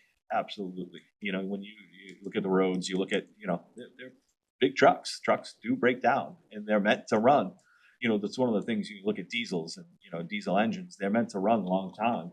You know, they're not supposed to go with that quick start and fast and stop and fast and stop. You know, that's not what a diesel engine does. But you need the diesel engines for the power to carry all the equipment and the weight of the water. And the weight of the water is the biggest thing. 750 gallons. It's heavy. I think what would help me, and then in turn, you know, maybe the rest of the committee, and in turn help town meeting, is again getting back to the diagram. Yep. And saying sort of exactly, you know, once it's built, here's what's gonna fill up these 5 bays at Central. Here's what's, you know, 2 bays at East Milton, that's easy. Here's what's gonna fill out these 5 bays at Atherton. Here's, you know, we've got a boat, here's why we have a boat, here's why we want the boat to be at Atherton or wherever we want it to be. We have a hazmat thing, here's why we want it to be there instead of somewhere else, instead of in the basement of town hall or something. I think that would help me a lot. I don't know about the rest of the people, and I think it would help town meeting and maybe the rest of the people in this room. I also think having Chief do the presentation, I think he's very compelling. That's good. Oh, thank you. Yeah. We've been doing this for. Mr. Walsh has his strengths, but I think both of you. It's leaning on your a strengths. passion of mine. I mean, obviously, I love what I do, and when everyone says, "Hey, can you come talk about your job?" And I said, "Sure." You know, my wife, you know, I was in the Coast Guard. I flew in helicopters for 5 years before I became a firefighter. We can ask you questions about that for the next hour. And my wife, you know, I talk about work, and she's like, you know, not everybody loves their jobs. You know, for the last 30 years, I've absolutely loved my jobs, and she's like, you know, a lot of people hate their. But Jay, to answer your question, I'm looking at space and firefighters as finite resources. The question is, like, are we optimizing that? I think we are. I think we have some highly trained people that do everything, you know, we do a lot. And to send them out, and again, like I said, you could leave at 8 o'clock in the morning, your shift starts at 8 o'clock in the morning, you could go from one incident to the next incident, to the next incident, to the next incident, and not get back till 2:30, 4 o'clock in the afternoon. I've done it where you go out at, you know, 8 o'clock at night, and you know, you're getting relieved on scene from a fire or something like that, or, you know, a horrific car accident or something. You know, you're there for 2-3 hours, and you just go to you just, you know, and it happened today. You know, unfortunately, they went to do a fire drill at Tucker School, and next thing you know, we got a call for a building fire. So everyone has to leave whatever they're doing, and sorry, kids, we gotta go do this. You know, so it just happens. You go from run to run to run. You need to have all that equipment, and you need to have. You know, you want to have highly trained people to show up at your house, and that's what we do. So I'm sorry, but it's a manpower issue. It's really what it is. Okay, I want to sort of circle back to the question in front of us, which I don't think we're voting tonight. I can't prevent you from it. Question in front of us is, do we approve $1 million to design and study a fire station? And not only that, but these things have a life of their own. I mean, if they design and study option 3, which is, you know, the 3 bays and the 2 more bays, they come back with $1 million design for it, town meeting's gonna say, kick it out, make it 4 bays. So it's sort of, we wanna start as we want to continue. So we're being asked, we wanna approve that money, and sort of, we're being implicitly asked, we wanna approve that money to study option number 3. Given that, people on this committee, I think we still have the open question of, let's get a really good diagram. Well, But let's, aside from that, we can get that ready for town meeting. So, I'd sleep better if I saw that. oh, would you? Okay, you'd rather have that before you vote? But putting that aside, do we have other questions that are open that we haven't had answered? Think we need? That's great. No. I Is agree this that you should give diagram the gonna be presentation available? too. I emailed that to you just 15 minutes ago. I'm asking like, Oh, to town this meeting? answers a lot of questions, This, I think, and this is super helpful for Okay. like. And the fire station building committee they have done their homework and Yeah. they're all residents that It's have on done, them. it's So architects. So it's available on, it's- okay. yeah. Yeah, and all the designs are available on the fire station building Okay. committee website too. That's really The helpful. three different I designs. do agree that that would be good at town meeting. Okay. Yeah, that's what I was thinking Yeah. at town Because meeting. we are gonna get that Yeah. question like Wi-Fi Specifically. days. Yeah. Yep. What about recent buildings that are, building a totally new one, like those are the questions that will certainly come up. And we could, most of the people in this room heard me say when I was recruiting them to be on the warrant committee, I was like, we could talk to the fire chief for 2 hours. I'm gonna try not to. I'm gonna try to respect your time. I know, Everyone's time. I don't mind. No, everyone's If there's any time. questions, I please. Everyone's time. So I And, think- and Mr. Johnson's been great. If you wanna come visit me at the firehouse and you wanna have more questions, then absolutely. Yeah. I'm always open to that. If it's After not you me, get a I can have a donation. deputy chief or somebody. Only if you get a donation. Oh. You don't want me to go off with, We have a couple more items I wanna get through tonight, so, if that's fine, we'll release our guest. You guys can store the 1848 steamer in my house. Yes, no, thank you. Thank you very much. Thank you. So I mean, I can send this out to you again. I have it. He sent I it. hear He it. sent it Okay. to us. Okay. We have it. We just sent it. And I'll work on my artistic, I'm a firefighter, so, thank you. It's so cool. So I tore the Atherton That's so station. fun. Alright, that's. I was just Okay, curious, I what's love- that Atherton? Oh, you Yeah, didn't it's see that? Atherton, It's just in the because they chart. can't do much with the basement, so they. Okay, so the other 3 things I know it's 9:00. I'd rather put in a little bit more time tonight. 3 other things I wanna talk about tonight are the next 3 things on the agenda. I'm calling it tax title fund. I don't know if that's the right way to call it.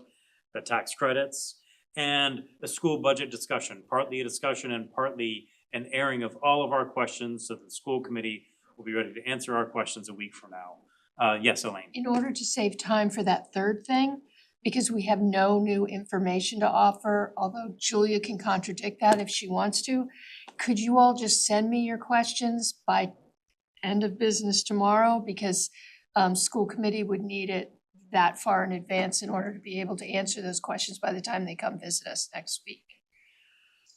Yeah, we have. Nick already sent his questions, so I already have those.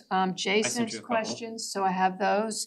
I had a question that hasn't yet been answered, and so did Julia, that hasn't yet been answered. So we've got some, but if any of the rest of you have questions, please just send them along to me. And ideally, we'll never achieve this, but ideally, we'll get all our questions to them ahead of time. When they come, they present them to us, and we have no questions, it's all settled. Now, maybe that's unrealistic, but that's the goal. So I know people in this room have questions for the school budget. That's good. And the school budget subcommittee is meeting Wednesday morning. So when we say get them to Elaine, end of business day tomorrow, that really means end of business day tomorrow, because they Really have does, an 8 'cause AM then at meeting. night, I have to like write it all up and send it along. Yeah. Because they have an 8 AM meeting the next day, and they're gonna wanna talk about our questions. Do you go to that meeting? Yes, I do, and when I can. I mean, it So- starts during my workday, so sometimes I have to take an hour personal time or I have to work late. But yes, Brian, I try to make it. So, God bless you. we can base those questions on, and what material, like, I mean, aside from the discussions that we've had here and the meetings with the school committee and whatnot, we have some materials, I think, right? Yes. I feel We've like got so I've much seen- materials I can't keep straight in my head. Yeah, So okay. what have we shared? No, and What I'll go do through we my have? notes. Right, Mark Loring shared the budget book with all of us, I think, did he? And that's the most detailed Okay, list that we have. all right, I'll do that.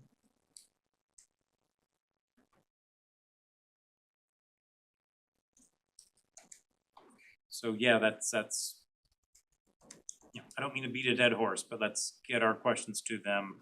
Does it do any good for us to surprise them with questions when they're in front of us? Let's have an efficient meeting a week from Tuesday, which, yes, I apologize, is St. Patrick's Day.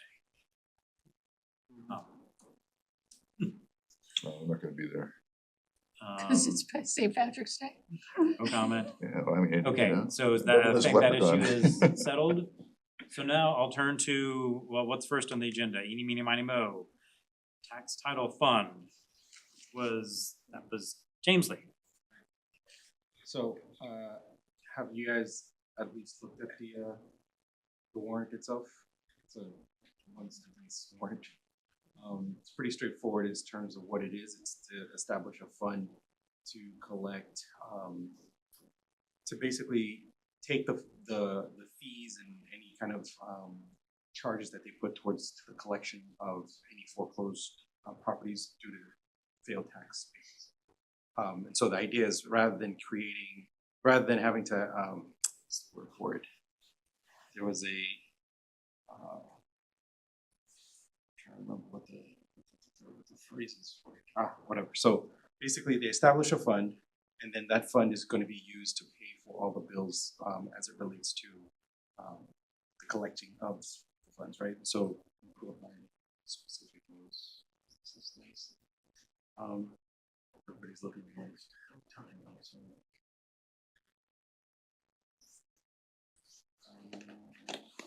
Yeah, recording fees, title searches, mailing, publishing legal notices, filing petitions with the land court, process servers, attorney fees, all those things we currently have to appropriate.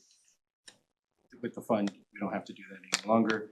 The fees that are collected can carry forward year over year, depending on whatever the town sets for it.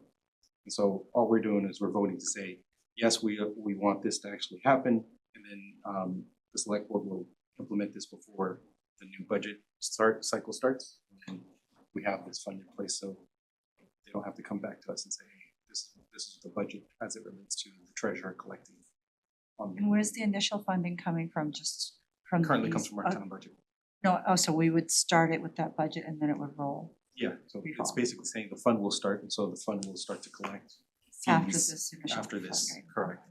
So once it collects the fees, now we have a fund that can actually be used to pay for all of those things, recording fees and mailings and all So those. it doesn't require us to add more money or like raise money. That's correct. Okay. What happens to the money now? It just goes in the general fund? Correct.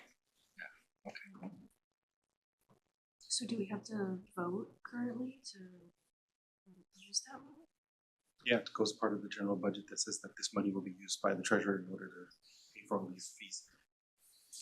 So what's the pluses or minuses? I mean, right now, the money goes into the general fund and the money comes out of the general fund in the treasurer's department. Why is this better? It's supposed to be more efficient, because it doesn't have to, we don't have to annually say, this is how much money we're gonna be allocating towards this particular service that's being provided by the town. I kind of look at it on the contrarian side, which is the, if right now we have eyes on it. If there's a fund, we now lose that visibility. I mean, it's still public funds, so we can still ask for it, but it's not going to be the same. And this can happen with any fund that we establish, right? Once you've taken it out of the general budget and say, okay, there's a fund associated with fees, we now no longer see it annually. But Yeah. I might say it the opposite way, though. I might say it's a little more transparent. If yeah, this is this is a bucket, the money from, it has fees that come in. From this side. correct, provided you Yeah. ask for it, right? Because now it's no longer being discussed. It would still be reporting on it in the annual report of the town every year. That's correct. So it's still transparency around it, just you have to look for it. shorten the town meeting discussion every year. That's correct. Yeah, so for all intents and purposes, this is one of those that we more likely do than not do, because it'll only benefit us. Yeah. But doesn't it, maybe I'm seeing this wrong, but doesn't it reduce flexibility in being able to spend those funds? Because now they're allocated to a particular revolving fund rather than going into the general. Right, but it's specifically related to the business that's being done. On the flip side is that you could start to becoming more aggressive about collecting, right, which could decrease that fund, but again, or that the fund could be used for something else, like it could become a slush fund, but those are the things that we can trust that our select board will not let happen. That's the transparency. That's what that's all about. If it gets too large, you can make it free cash. Yeah, I'm sure if it gets too large, they'll figure out something to do with it. I mean, occasionally, I'm sure that'll happen. You know, you're expecting to pay some fee and then you don't actually have to pay it for some reason. And then you get this extra money in the account or in the fund, right? That never happens. So.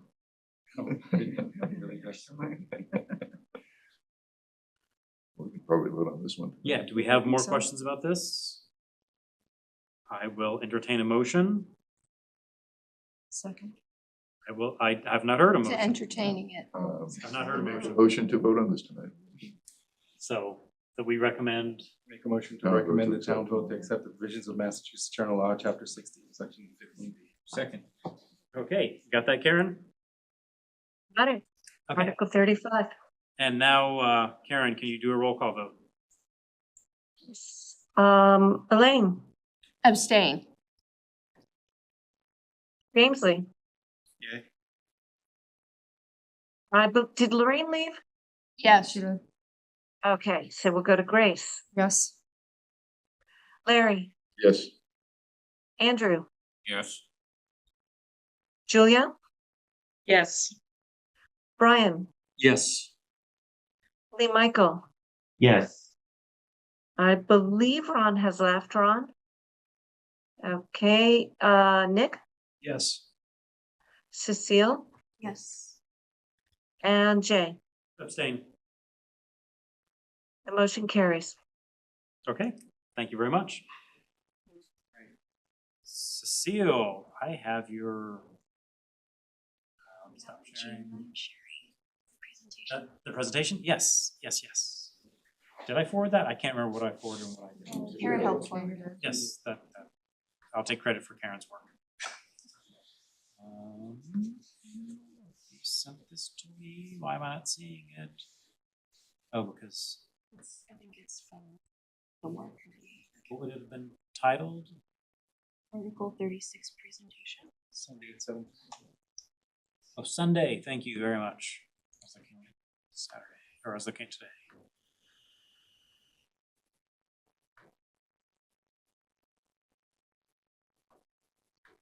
Okay, just a second.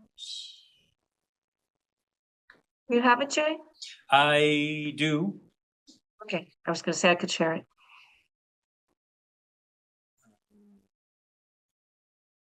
Having a hard time, just slideshow, come on. Okay. You asked about a template for our presentations, Larry. Oh, yeah. All right, so I'll try to make this quick. Basically, there's Article 36 has two main clauses that we kind of bundle together to vote on.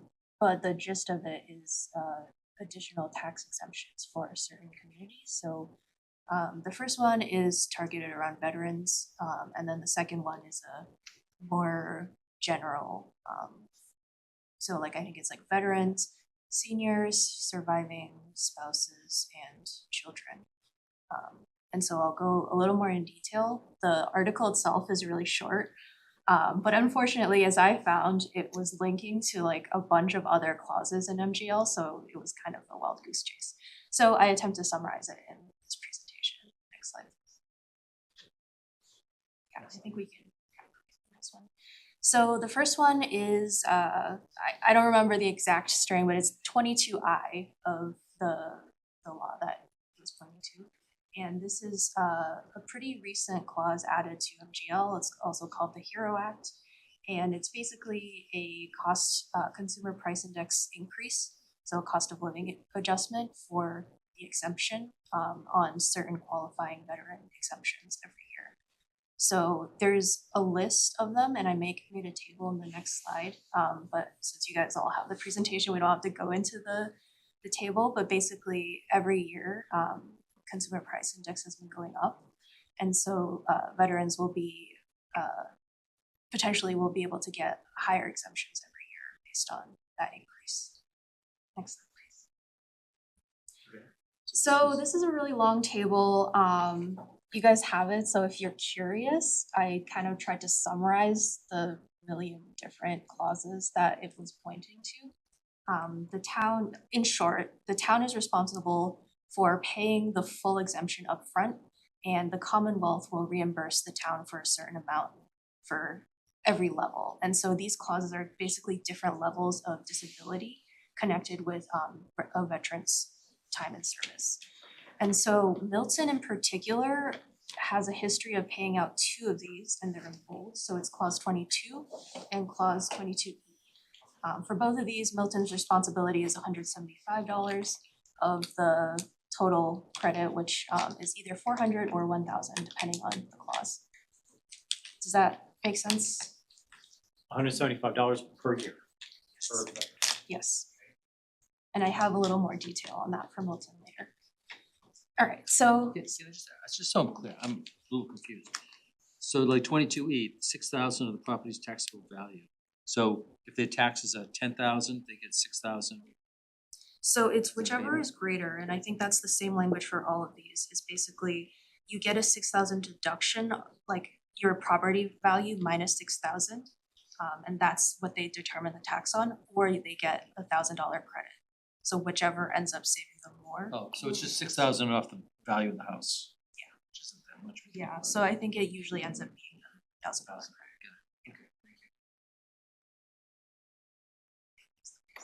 So I had a bunch of questions. I ended up meeting with Nick Milano, and he helped answer a bunch of them. So the first question was if the exception goes up, is the town responsible for paying the difference with the consumer price index increase? And the answer is yes. The town will absorb the cost of that. So that's I think one of the big callouts for the article. The town is going to be responsible, spoiler alert, for paying for both of the clauses in here. And then if consumer price index goes down, which is like a super hypothetical scenario, do the tax credits also get adjusted? Nick said probably not, it would stay flat. And then how soon would the town be notified of the increase? It will be in March every year for the following fiscal year. So we'll have a few months to adjust and make sure we have enough money. So the second clause is, I think it'll be a bigger financial burden on the town.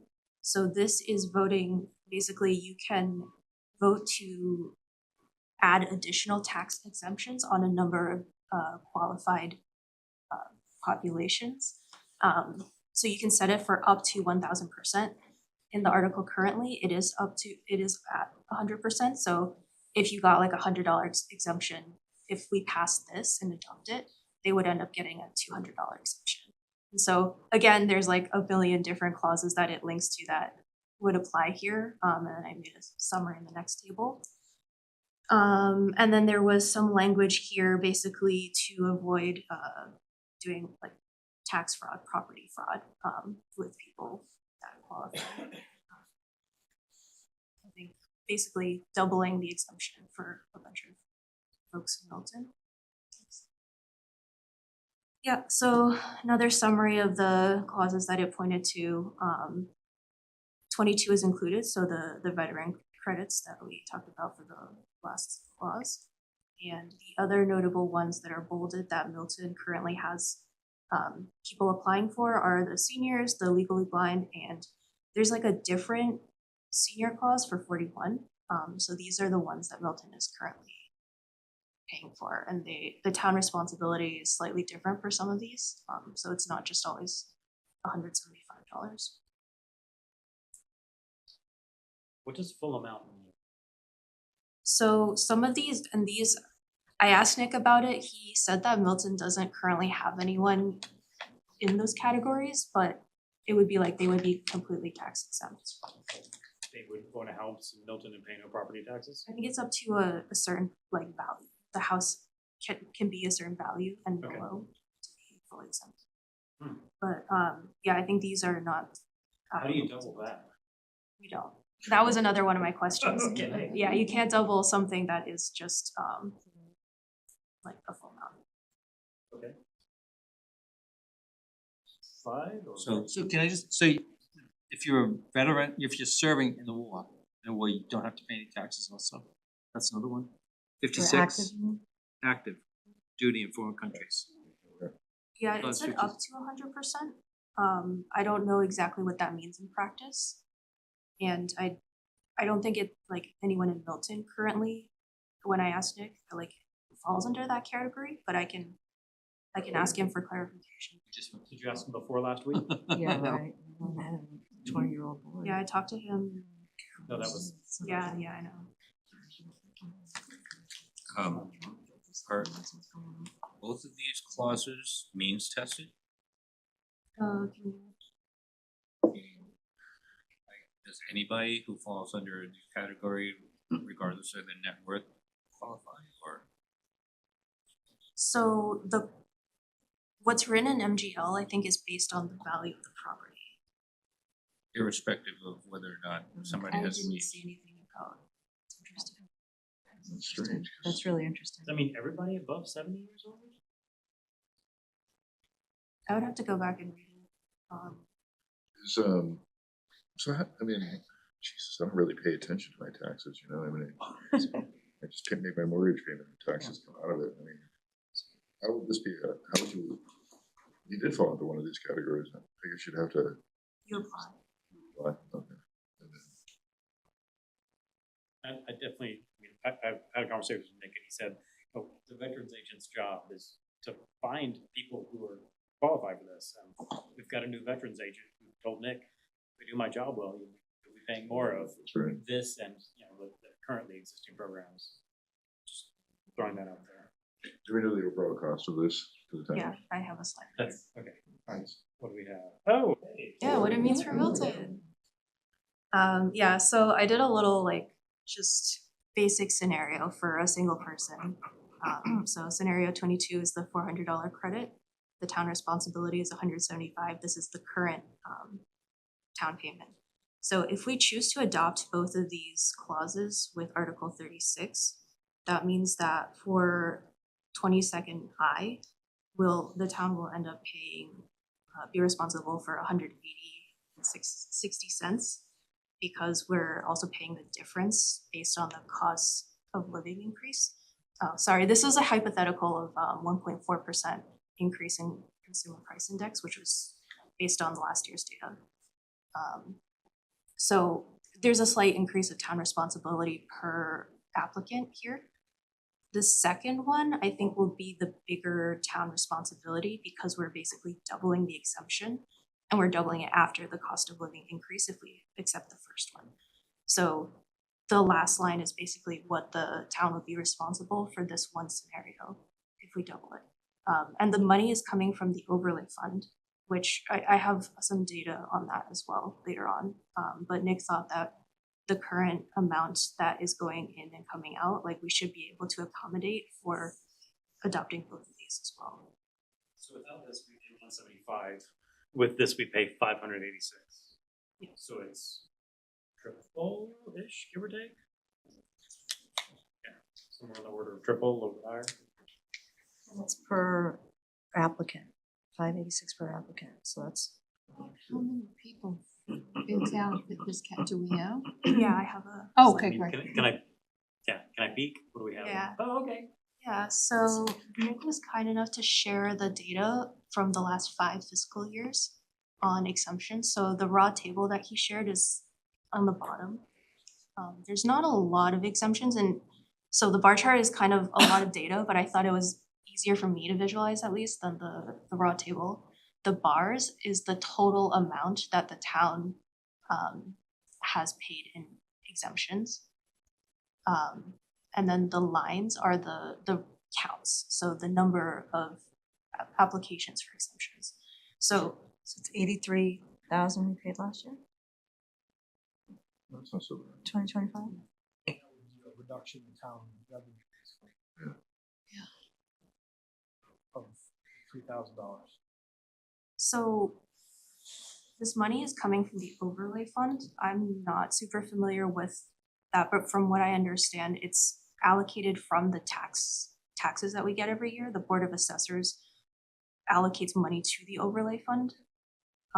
So I think it's not So we'd exactly still just. collect the taxes, but then take it from this fund to pay these people back? We're repaying them the taxes they paid? Is that what you're saying? So I think I would need to look up.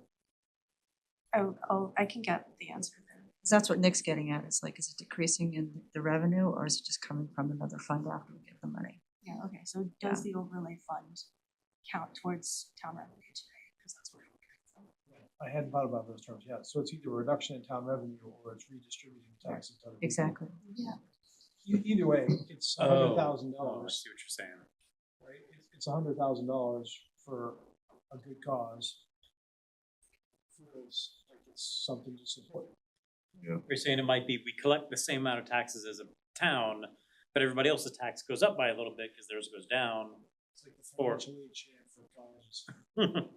Yeah, that is good to know if it, which way it works. You understand the But question? you're saying that, I don't think she's saying the taxes are going up necessarily. Well, it could be for the people that don't qualify for the, if you, I don't know the answer, right? So either the town just collects less in taxes by that amount, or the town collects the same amount of taxes, these people just pay less, that means everybody else pays more to Well, collect the same effectively, amount of I tax. guess, yeah. Milton collects less. Yeah, I think it's probably. That's what I more. think it is. And so these numbers are actual numbers, so these are before the increase? Yeah, this is historical data. Okay. Yeah, so no cost of living adjustment, no doubling. Well, but also not reflecting this proposed law.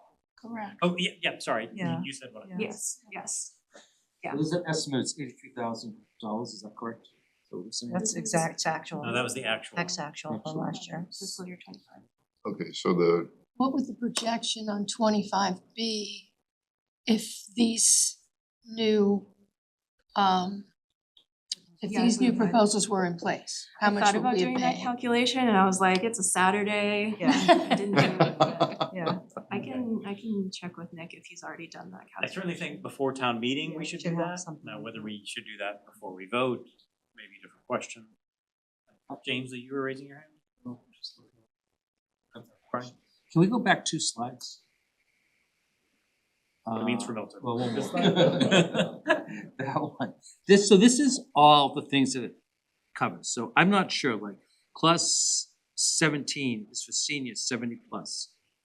Everybody that's a senior that's 70 plus gets $2,000 off on their taxes. Is that what that means? There's a property value. The property value goes down $2,000. yeah, that doesn't, those numbers don't, it's gotta be more than whatever it No, was. there's so if your 43 property is above a certain value, this doesn't qualify. Oh, I see.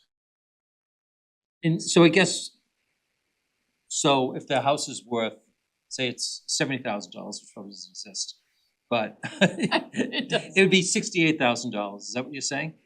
Is that what that means? So if you would tax it, you would calculate it as 68,000. Sorry, it's, And they have to be 70. So they could get up to 175 off. If we should get the values of what the houses would be, because I'd be curious on that. Yeah, like what's the threshold, because the Yeah. values. It's in the yeah, MGL 90,000 plus. or 20,000. I would prefer to see means testing. Yeah. Well, I don't think we get a This choice. is MGL, like It's we can't. Mass General Law. So we have, We do what they propose or we don't do what they propose. And these are the ones bolded, like we have been paid, like doing those exemptions. So, and we're not voting on whether we're doing those exemptions. so The we, increase. Sorry, so what's new then? We're voting on The if we double double, it. the doubling of it. Doubling and the could- cost of living increase. in theory, reject it and come up with their own set of guidelines, or Probably not. if we don't adopt MGL, we can create our own, like, 70% or like. I don't know, don't but I doubt understand. the town of Milton, I mean, we charge residential properties at X amount per thousand. I don't know if we could just come up with our own, unless you're over 85. I'm not making a joke. I'm not making a joke. I'm trying to understand. I'm not making a joke. I doubt we could come up with our own thing like that. I think it's, there's a Mass General Law thing you want to adopt or not. I think. Because I think some sort of credit is the humane and right thing to do, right? I'm a little scared at the uncapped, unknown variables for a second. Well, I think when we talk about unknown, I mean, this example costs approximately triple. Correct. So if last year it cost 80, call it 80,000, triple that. 200, yeah, 240, so a difference of 160,000. Ballpark, and I think we should refine that before town meeting. So are we gonna be presenting this before town meeting, or is the proposing, like, so I guess select board proposes this? Sometimes we don't present. Good question. I think I like to hear myself talk. I think it's prudent for the warrant committee, certainly for something like this, for us to get up, we say, town meeting, we know so much about your finances, let's explain this and kill them with information, not only this, but then, also how much it will cost. Sure, yeah, if we're presenting, I can definitely see if we can get a projection. From what I say, it seems kind of palatable in the scheme of the overall town budget, but if it was $300,000, that would be meaningful in closing school budget gap that we've been talking about. And that's, So, just to put it in context, like, there's the two schools of thought perspective. Well, that also goes back to are we reducing the town revenue or are we reallocating? Right. That's a good question. I guess we need that answer. We do need that. And if this gets back to, I think, something Andrew was getting at, and if this is for anybody, regardless of income, I know you said that their house can't be worth their house can only be worth so much. But if it's for everybody regardless of income, then that also shapes what I would say about this. Yeah, I'm with you. I would wanna see what that is, those values. because somebody that owns 5 houses and has 8 million saved. Oh, yeah, you just reminded, thank you. It has to be your primary residence. So it's only on It doesn't that matter, line? but if you have like 7 vacation homes elsewhere, like to me, why do they deserve a tax I- credit? I'd I rather just agree, create a, 100%. Do you think Yeah. people, like, is it a realistic scenario where someone's property is like, the cap is pretty low on the, so their primary residence is this house that's worth not that much money, and then they're like save having like 20 million, that's multi-million-dollar- really possible. To save 20 million, what are you talking about? No, To no, save- no, What are you no, talking- no, no, meaning what are- like they have So like what are you $20 talking million about, of like, assets what's and live in a low, modest. the cap? I mean, how Well, much they can get Well, they have back? to pay I mean, it's property possible, taxes. but they're only They can saving only get the 175 a credit year. if their house is worth up to a certain amount. Okay. I'm trying to pull it up, but Yeah, no, There no, is no, a- but what Andrew's saying, I think it's relevant because the net worth of somebody, I think, should dictate whether they Well, get this or not, to a certain extent, I'll not say- just their service. Andrew and Brian were here last year. We had a similar but different issue last year. And we sort of spent a lot of time talking about it, but what it ends up with is the Mass General Law says what it says. And we can adopt it or we can't.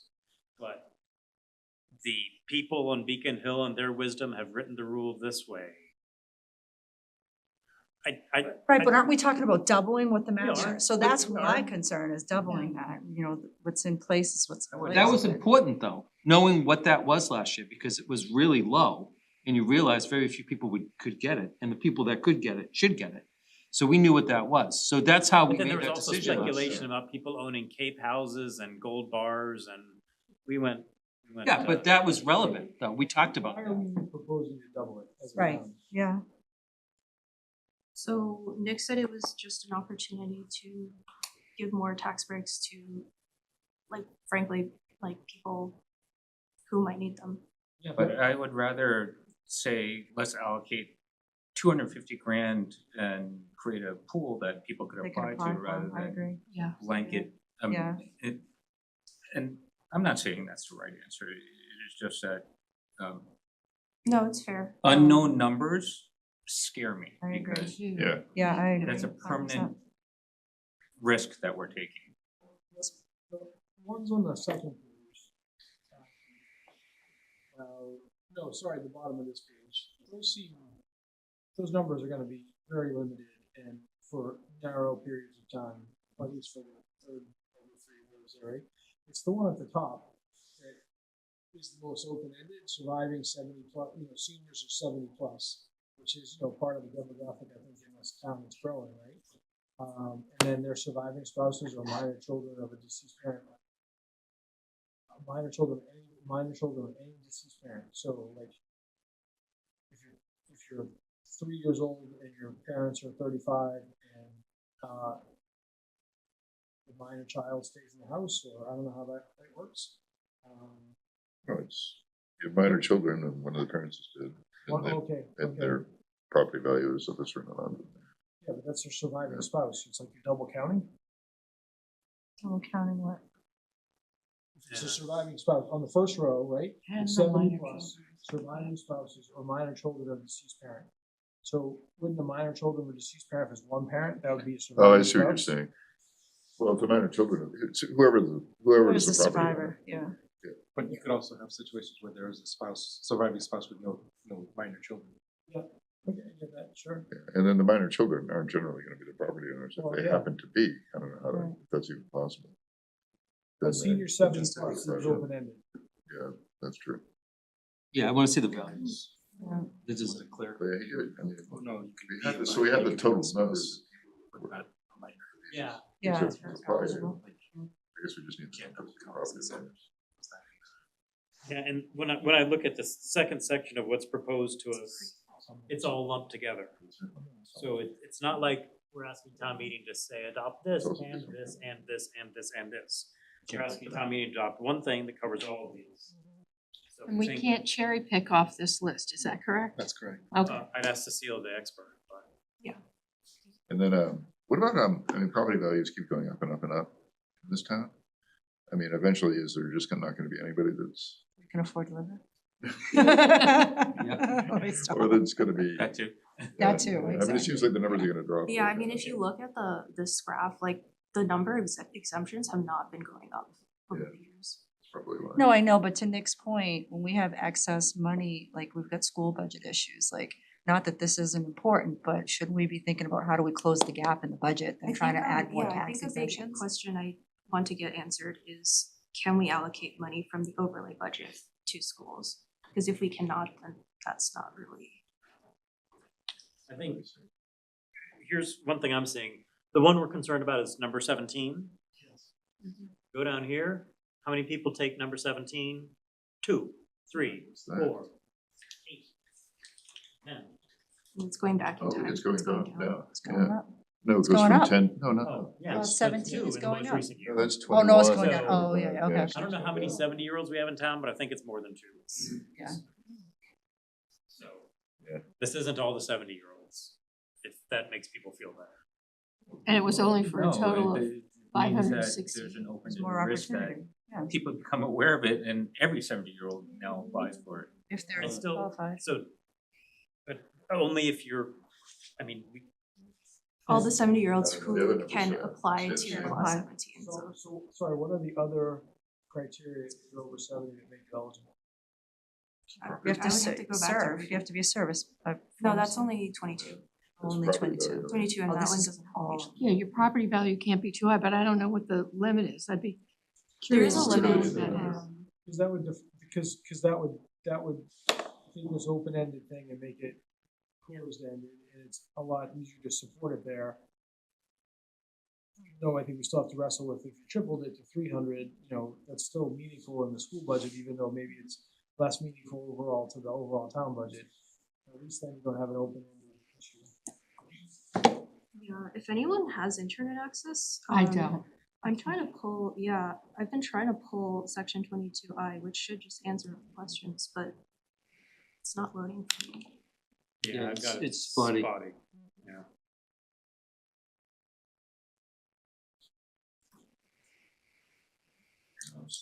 Say 20, what did you say? 22? So it's like MGL 59 is really long, but it's like, if you look for 22I, I think you should be able to. I mean, I'm trying to get on 59, it's kind of stuck.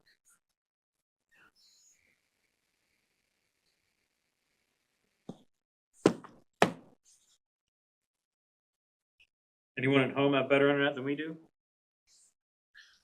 It's just Karen. Oh, Mr. Milano. Oh, Mr. Milano is here. Oh. Please speak. Share your wisdom. Did you, I just haven't quite followed what the specific question is. how much have you heard? I guess part of the question, do you see my screen right now? Part of the question is, we're wondering about clause 17, which seems to say seniors over the age of 70 get an exemption of $175 a year. We don't know if that's fully accurate. It's a value limit of, there's a asset limit of $20,000 that's applicable. So not everybody would be eligible. I'm sorry, say that again, please? There's an asset limit that applies to clause 17 of $20,000. What does an asset limit mean? Oh, that's why Total nobody assets. qualifies for it. No, I'm asking Nick, what does an asset limit mean? So it's just any kind of assets that you might have on the books. So So you're bankrupt, pretty much? correct. It could be. But people are getting, That changes things. It's for property taxes, so you'd have to own property right, in Yeah. excess of $20,000. Yeah. Mr. Milano, this implies someone's owning a house, so they've got some sort of assets. No, isn't it? If they have assets more than $20,000, How could you own a house and not have assets more than Yeah, $20,000? in this town, you could be a renter. Then you don't pay we property don't have tax. taxes, property taxes, Right. yeah. You own a very small house. It doesn't, sure. small. Want a piece of land on the corner, that's what you want. I'd rather get a cardboard box. Exactly. You live under. Are we stumping you, Mr. Milano, or thinking? No, sorry, I was just trying to pull up a more specific answer on it because I have a sheet and I am just pulling it up now. All right, sorry about that.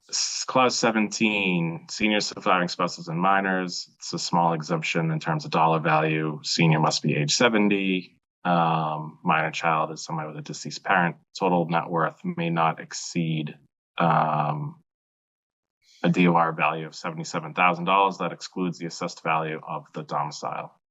Okay. So it's a net worth valuation of $77,000. That's the cap. That it does not include the house that is that you live in. Oh, I could so see it's that then. assets outside of the home. Yeah, outside Okay. of your property, Alright. which is, that's Okay. what. But it doesn't give any specifics, I feel like I'm talking to the wizard or something. It doesn't give any specifics about the value of the house. What can the house be worth? It's excluded. Excluded, It is excluded. That's correct. Completely excluded. So I could own a house worth $1 million and have very little else in terms of assets. Because you've gifted it away to your children. Pension actuary and. It's he wants true. to Because the ask house about itself pensions, is such but an asset. And you I get mean, That's true. You $2,000. give it away to everybody. security or employment pension, Give it away but to everybody, put it Because somewhere. those Name. security taxes, you wouldn't know. Right, Right, but so you it's- To don't be sell your clear, house the and buy something exemption- cheap. It's cash flow. You don't think it's an asset. Okay. The exemption is $175. So I just want to. I know there's 2,000 or 175. It's 175 thank you. in terms of the exemption amount. Well, it says 2,000 or 175. Well, 2,000 of property value, 175 of dollar value. Oh, the 170. So, Mr. Milano, we're also noticing that this clause 17, we've had 2 people, 3 people, 4 people in recent years claiming it. Some people in the room thought, well, if every 70-year-old can get it, there's gonna be a rush for the, I don't know, a run on the bank. But do you think how much is this publicized, Mr. Milano? Are there a lot of people who are eligible for this that just don't know about it? Do you know? Can you say? I don't have a good handle in terms of knowledge of it. They've been in place for forever. They're statewide, so every city and town has this specific exemption. Milton's not alone in that. We do some, public notification stuff through the Council on Aging, but beyond that, I would say we're all over the place about them. So I don't know that the public awareness is superb. But again, there are asset limitations both to this, to clause 41. And the other thing to remember on all of these is you can get one of these, not multiples. So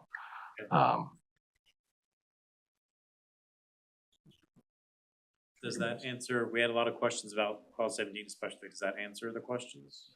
The top line. I have another question. Okay. Most people have savings for retirement, which would be considered an asset. However, if I have a pension coming to me, that's not, and that goes over my lifetime, it's not my money, it's not my asset, I just get paid every month. Does that count toward assets? It's a better question for the assessor's office. I can check in with that. I don't see how you could, Yeah, I don't see how you could either. because Yeah, you 'cause don't it's know what not- the lifespan of a Sorry, person Right, is, so correct. what's the value? 401K. So, yeah. Isn't it? 401K. Right. Yeah, because you plans. But not social security. No, Social Security. Right. Must be There was what- I also agree with the group. Question. I know you had more slides. Should we- Yeah, but I think while Nick is here, Okay. Can you go other back Nick had a two- question about, 3 more? I'm sorry, go ahead. so Nick, you had a question about the overlay money. Is it coming out of the general? Yeah, my question is it a reduction of revenue or an increase in cost to the town? I would phrase it a little differently. Is it a reduction in the total revenue that the town collects, or is it a redistribution? These people's taxes go down, everybody else's goes up a little bit. That's what I thought. The latter.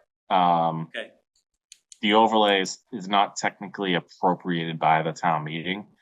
We account for it when we're building the budget in terms of a contribution into the overlay as a non-appropriated item in the budget. You know, it is set by the Board of Assessors. The contribution into the overlay is set by the Board of Assessors when we set the tax rate, which happens annually in like middle to late November. So it's kind of one of the last elements of the budget, but it is an expenditure out of the tax levy essentially directly into the overlay. And then tax abatements, tax exemptions are paid out of the overlay. Overlay is occasionally also released back to the general fund if it is at a value that we don't need, or it gets to like a reserve level that the assessors don't need. They can vote to release it back to the general fund, and that happens on a fairly regular basis, where money will go in, and then the needs go down. Money will be released. Money will go in, and then on we go. I'm sorry to interrupt you. I got confused several minutes ago. I don't know about the other people in this room. Sorry, I shouldn't have interrupted you. Maybe everybody else is following you perfectly. Nope. But I wonder, if we're talking a few $100,000, as we all know, a few $100,000 could make the difference between, the FY27 budget being happy or not happy. Is it less money in the budget that we have to spend? Or is it just that everybody else in town pays a little bit more and the budget is still the same size? The operating budget. No, if the need for money to go into overlay increases significantly, then yes, it would reduce available revenue to be spent on other items. Thank you. Does that, yeah, I think, sorry, that I think is what you're getting after. Sorry about that. Thank you. Yep. I think it's not the answer we wanted, but if that's the answer that it is, then thank you. It's a tough one. So it's $82,000, or probably double. Or triple.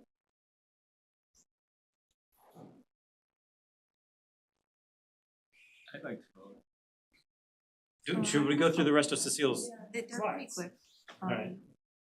Yeah, so this was just a screenshot of the current overlay worksheet that they Oh, sent great. over. It's useful. Thank you.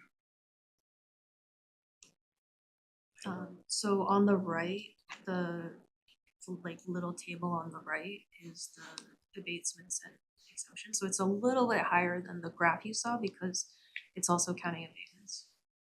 Okay. So yeah, and you can see the total budget on the left.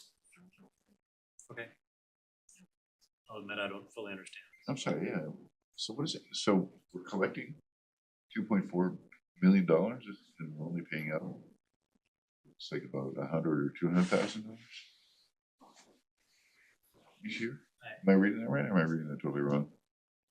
I don't know what I'm looking at. Average abatements. and Average exemptions. what? Yeah, Next to that's the the G. the abatements, yeah. So 172. And so 172 on average each year. over a 5-year period. That number isn't over 5 years. Well, Oh, 5 yeah, years, yeah, yeah. 5-year It's an average. average, yeah. Yeah. Which is So gonna what's the- double. So what's the 2.4 billion, 2.4 million overlay available? Is the overlay used for something else besides this? We just have 2.4 million sitting there? Mr. Milano, I mean, that's we don't, crazy. we don't know what this is.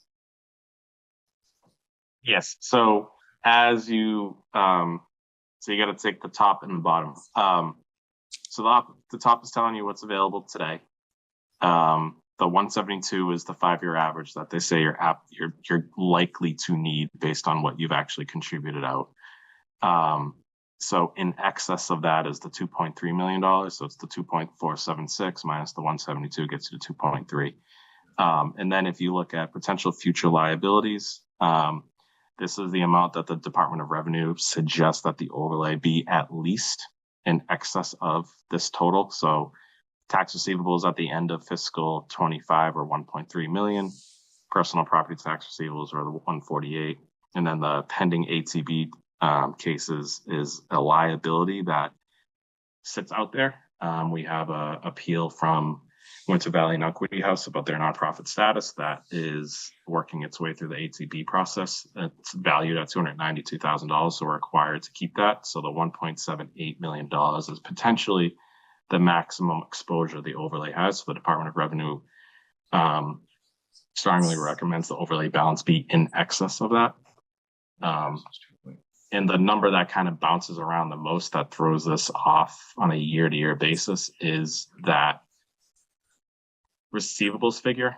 As you can see this year, or at June 30, 25, it was 1.3 million. At June 30 of the prior year, it was 1.6 million. So there's that flux that bounces around. So sometimes we're a little bit in excess of the minimum and sometimes we're right on it. For example, last year, the Department of Revenue had a warning on us that our overlay balance did not cover our potential liabilities. So it's a number that we try to target, and it fluctuates depending on where things land on fiscal year end. So I have a question. So out of the 2.3 million, 1.7 has to be fully allocated to cover these potential liabilities. So leaves a little bit more than 500,000 to do with. Is that what you're saying? In this overlay? Correct. And as I indicated before, the Board of Assessors, this is what I mean by release. So if by the time we approach the end of this fiscal year, the board feels that the overlay balance is sufficient, they could choose to release money out of it, or alternatively not put as much into it when we set the tax rate. So those are ways to manage the balance in the fund. Right now, it's a little bit high. I shouldn't say it's high. It's in excess of what we need.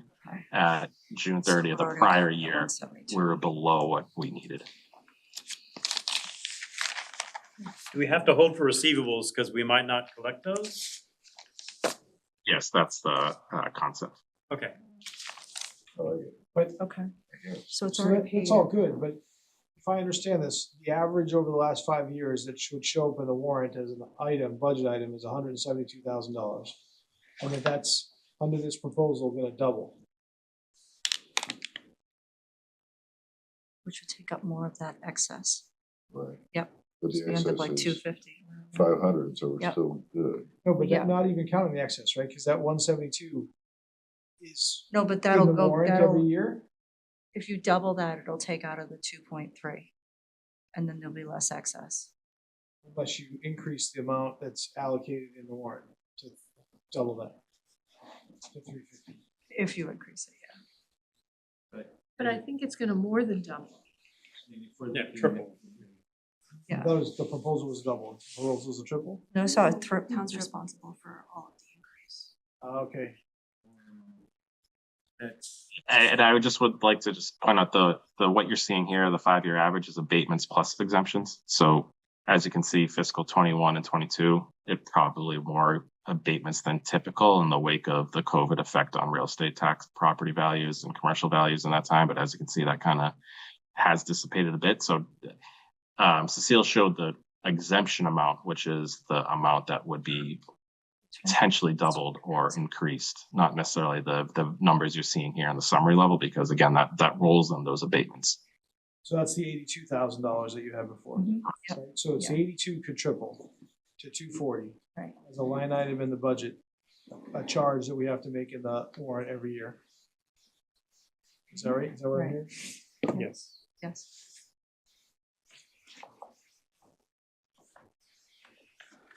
Should I go to the next slide? Sure, yeah. Other towns. Yeah, This is so tiny, just scale. other towns in Massachusetts that have adopted these. There's a number that adopted in the last year, 22I, which is the cost of living increase. And then if you go to the next slide, there are also a number of towns that have adopted 5C.5, which is the 100% increase. The ones in bold, so Lexington, Belmont, and Needham have adopted both of the ones that we just talked about. And I think Belmont was pretty recent. Are these examples or are these the only ones? These were the ones I found. Okay. I can't say they're the exhaustive list, but, Okay, that's Yeah. fine. and that's just appendix, cost CPI. of living, yeah. Okay. Okay. Luke has his hand raised. So should we? Mr. Milano, is your hand still up? You can just speak. Thanks. I just wanted to add one piece here is that the warrant in terms of 55, it's the second one, and I always forget the numbering, and I'm sorry, Cecilia, you probably have it, but 5C.5, is that it? Yeah. So that one, I just wanted to make sure the warrant committee understood that it doesn't have to be 100% in terms of, it doesn't have to be doubled. That is where towns have some decision to choose what the additional exemption will be. As proposed, it's proposed to be at 100%, but it could be 50%, which it takes, it increases your exemption by 50% rather than doubling it. So I did just want to make sure you understood that was an element of the article that is the town's election and the town's choice. Thank you for telling us that. All right, Elaine? I have to go. But before I do, I just want to thank Cecile for dealing with that particular article because it gave me a popsicle headache, just like trying to Yeah, read no it. kidding. So, right? You did a good job, really good job. Fantastic. Are we voting or? Do we have other questions, committee? I hate to ask a question because I know it's late. I want to leave too, but no. I'm going to I gotta go. I gotta go. But like, this is a lot. Can you go back 3 slides to that list? That one, yeah. So I just want to be clear. First one is, we got that. 22 is the HERO Act. The next one's legally blind, 70 years old plus. I think the one that's like 41, 41B, 41C, 41. Okay. What is the value on that? There's gotta be a means test on that one. I guess it's a question on the other ones, like, what are the mean tests, Mr. Milano, do you have that? Yes. Hang on one second. It's got an income and an asset limitation. So income is less than 35,000 a year. Assets are less than 57 for a single person, and then for a married, it's $52,000 on income and $61,000 on assets. Okay. So. Or clause 41.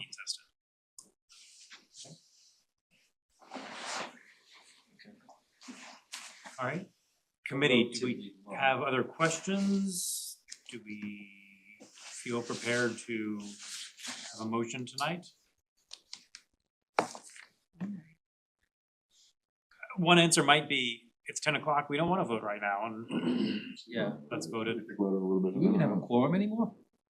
Oh, yeah. Well, we still need 8 for quorum, and I'm counting 8 in this room, so. Okay. So should Would someone like to either make a motion or informally propose that we just think about this another night? I make a motion, we think about this overnight. Yeah. I don't know, that's gonna change my mind, but. That's not gonna change my mind either, so I know our, Probably not. I know our. If someone would like to make a motion, Yeah, go for it. Motion. Do it, Andrew, do it. What, the motion to vote on this? Is that the motion? Why don't we motion, Well, I mean, it seems weird to not do it with, yeah, I To not make a do it. motion to, I don't wanna adopt it, but I make a motion to vote on. well, you'd be moving to adopt, you could move and then vote no. Yeah, so I move to adopt the word. the warrant articles as and printed the here. recommendations as written on screen. Okay. All right, we have a motion, do we have a second? A second.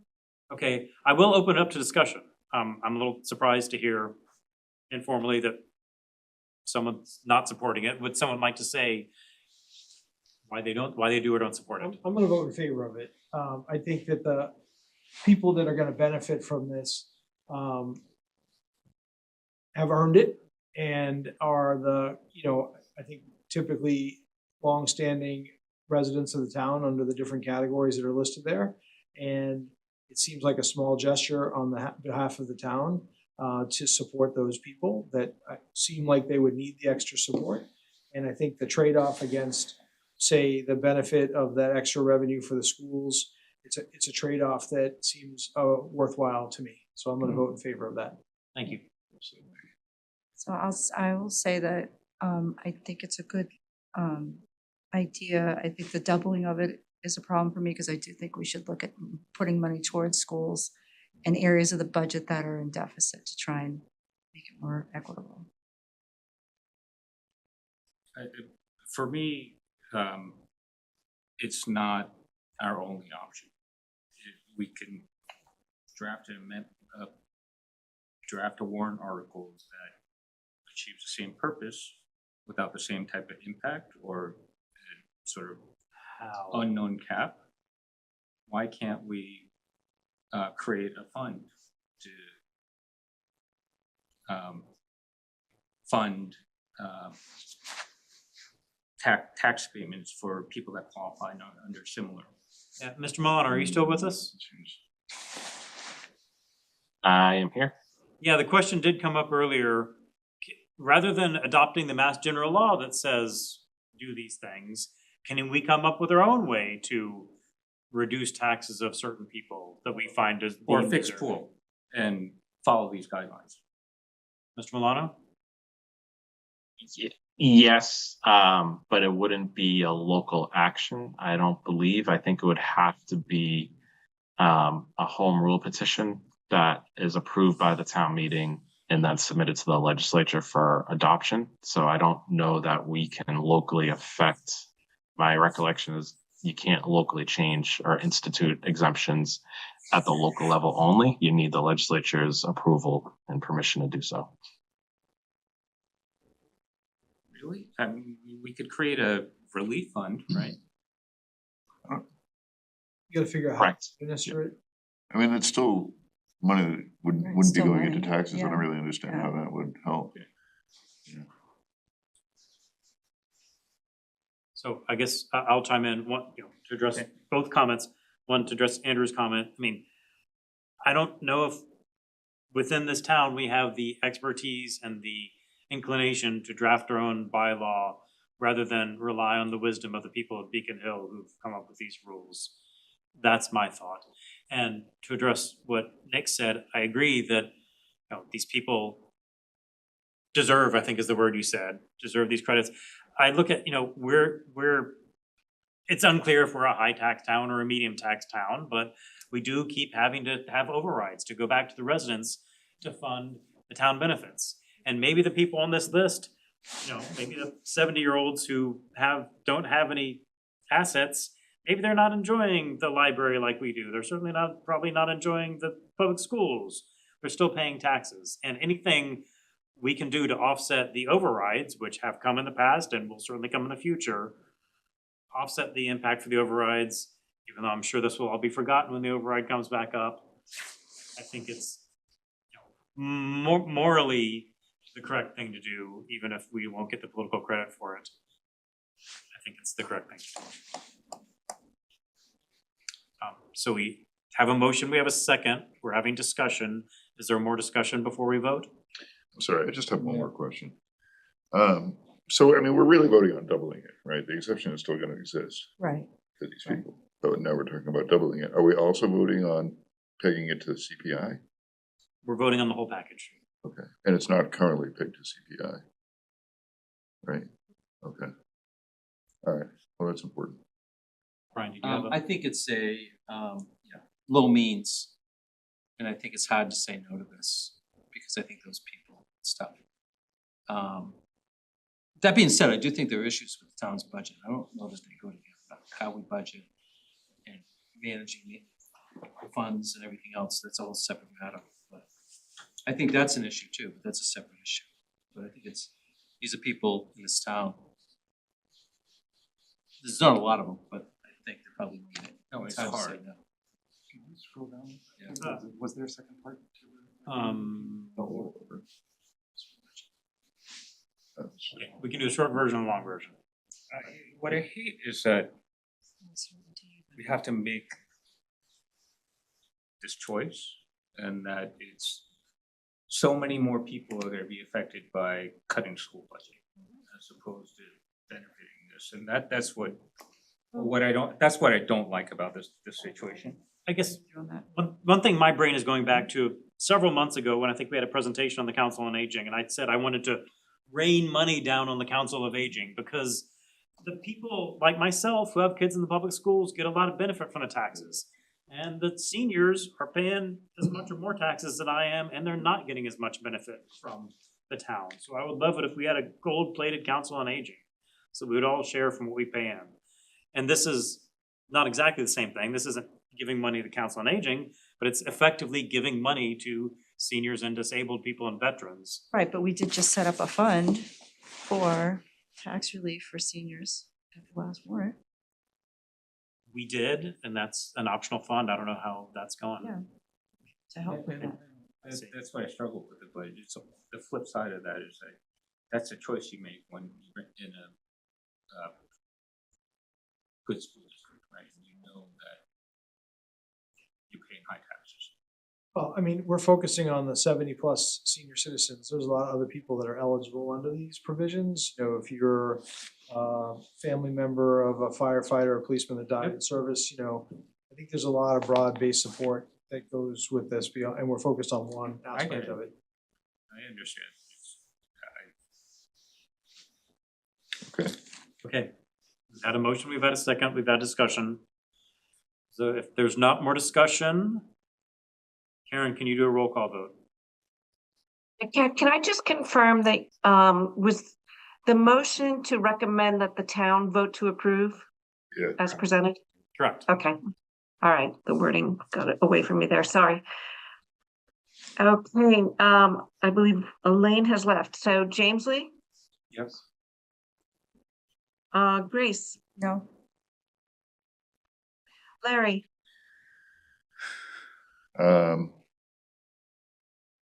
Yes, Andrew, I don't wanna do this, but I don't wanna abstain either. I'm just gonna say no. I believe Julia has left, Julia? Okay, Brian, Yes. Lee Michael, I believe, has left. Nick, Yes. Cecile.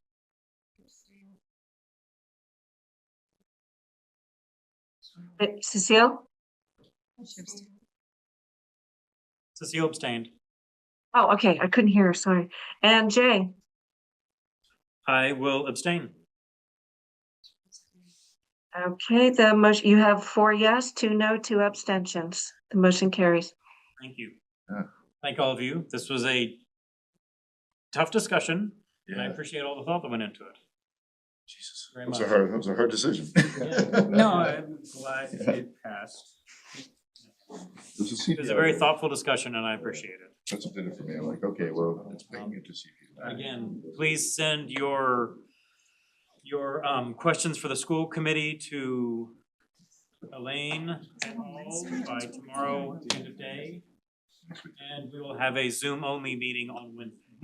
Wednesday or agenda Thursday? for Wednesday. 2 days from today, Wednesday. Why is that, Jay? I think. I was like, maybe No, it was- it's okay. I I do like it better, actually. Thank you. I'll just. You adjourned? Did you move to adjourn? Do we have a motion to adjourn? Motion, so I think moved. everyone's standing up and that indicates they want to adjourn. That's the quorum. We are adjourned. Thank you.